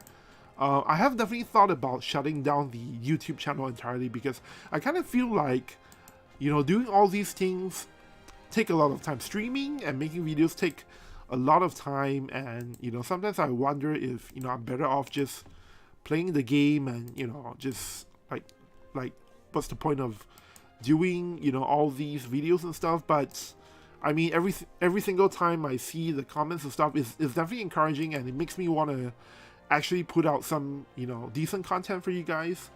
So I thank you all for your support, for staying up here with me on the stream, and for, you know, commenting and chatting and all that stuff. Is definitely encouraging, and I'm gonna see if I can try and do more of it very soon, like in the near future, and set up like a more regular kind of thing. Elion says, no, why? Well, because like I said, making videos and all this stuff takes a lot of time, and I feel like it's not really worth the time spent, honestly. Like, I mean, you know, just making one video, like recording, figuring out what to even show in the video, and then recording, and then setting it up, making a thumbnail, all that takes time. And I don't know, I just feel like that time can be better spent elsewhere. And the thing with making content for WOTV is also that the pool of people watching the content is very small. So, you know, every single time it's not gonna be like a lot of people. It's only, you know, it's difficult, right? I have to think about, like, if it's even worth it making that content, because sometimes when I make the content, you know, for some of you guys, you already know some of the you know, important stuff, and sometimes what I have to offer, what I have to show in the video is more like the little things that I picked up that maybe is a little bit hard to see, and I don't know how to put it, like, it's not really exactly how do I put it? It's like, it's very niche kind of content, you know what I mean? Like, the kind of videos I really want to make are very niche stuff, and I feel like the problem with that is the number of people who are interested in that kind of thing is, you know, it's not a lot of people. So but with that said, I'm not gonna be like shutting down the YouTube channel anytime soon, so don't worry about that. For now, I'm just looking at trying to streamline things better so that I can put out more regular content, and it takes a lot of effort for sure. But I've been saying this for a while, that I actually have a Discord channel set up, a Discord server set up, where I plan to put, you know, a bunch of World Division stuff there, and then when it's ready, I plan on inviting all of you guys to come to the Discord server, so that when the next time I'm able to stream, I can just let you guys know there, and it'll be easier to, you know, keep a track of when I'm streaming and all this stuff, and when I'm putting out new videos, and maybe I can get ideas from you guys directly on the Discord server as well. So I do have like little projects like that in place that I'm working on. It's just that I have some of the stuff I need to get to, and, you know, I'm not making a lot of progress on this. But don't worry, I'm not going to shut down the YouTube channel yet. I have thought about doing it, but I think I'm going to try and make some more interesting stuff and see, you know, how it goes, see if, you know, more people enjoy this kind of stuff, and we'll try and evaluate, you know, things as they come along. So for now, you know, with that said, you know, I definitely appreciate all the support you guys give me on the channel, like, you know, with your comments and with you know, people in chat and, you know, your subscriptions and all that. So yeah, I'm gonna find a way and try and balance this. And part of that, and that's really part of the reason why recently, yeah, you know, I don't really want to talk about it yet because I plan to make it as a video to like make the announcement when I'm ready to, but it shouldn't be that much longer. For now, I'm just gonna try and, you know, make more regular video uploads, and then we'll see what else I can do moving forward. And I think I have an announcement regarding streaming sometime in the month of July, let's say. Stray Light says, thanks for your time, Odama, take care. Syed says, Elion says, yeah, WOTV viewership pool is really small. Yeah, I know, right? So that's why I want to try some stuff to try and widen the pool a little bit. And I know that, you know, certain types of content will naturally, you know, be something that newer players are more interested in. And so I'm trying to see if I can find a balance between making the kind of content that I've been making so far, which is, you know, geared towards all the veteran players. But at the same time, I want to make stuff that is interesting to the veteran players, but at the same time is not so obscure that even newer players can watch the video and get something out of it. Is, I guess, the thing I'm trying to experiment with right now. Alright, so, oh, Syed says, do not shut down! Just do casual sometimes.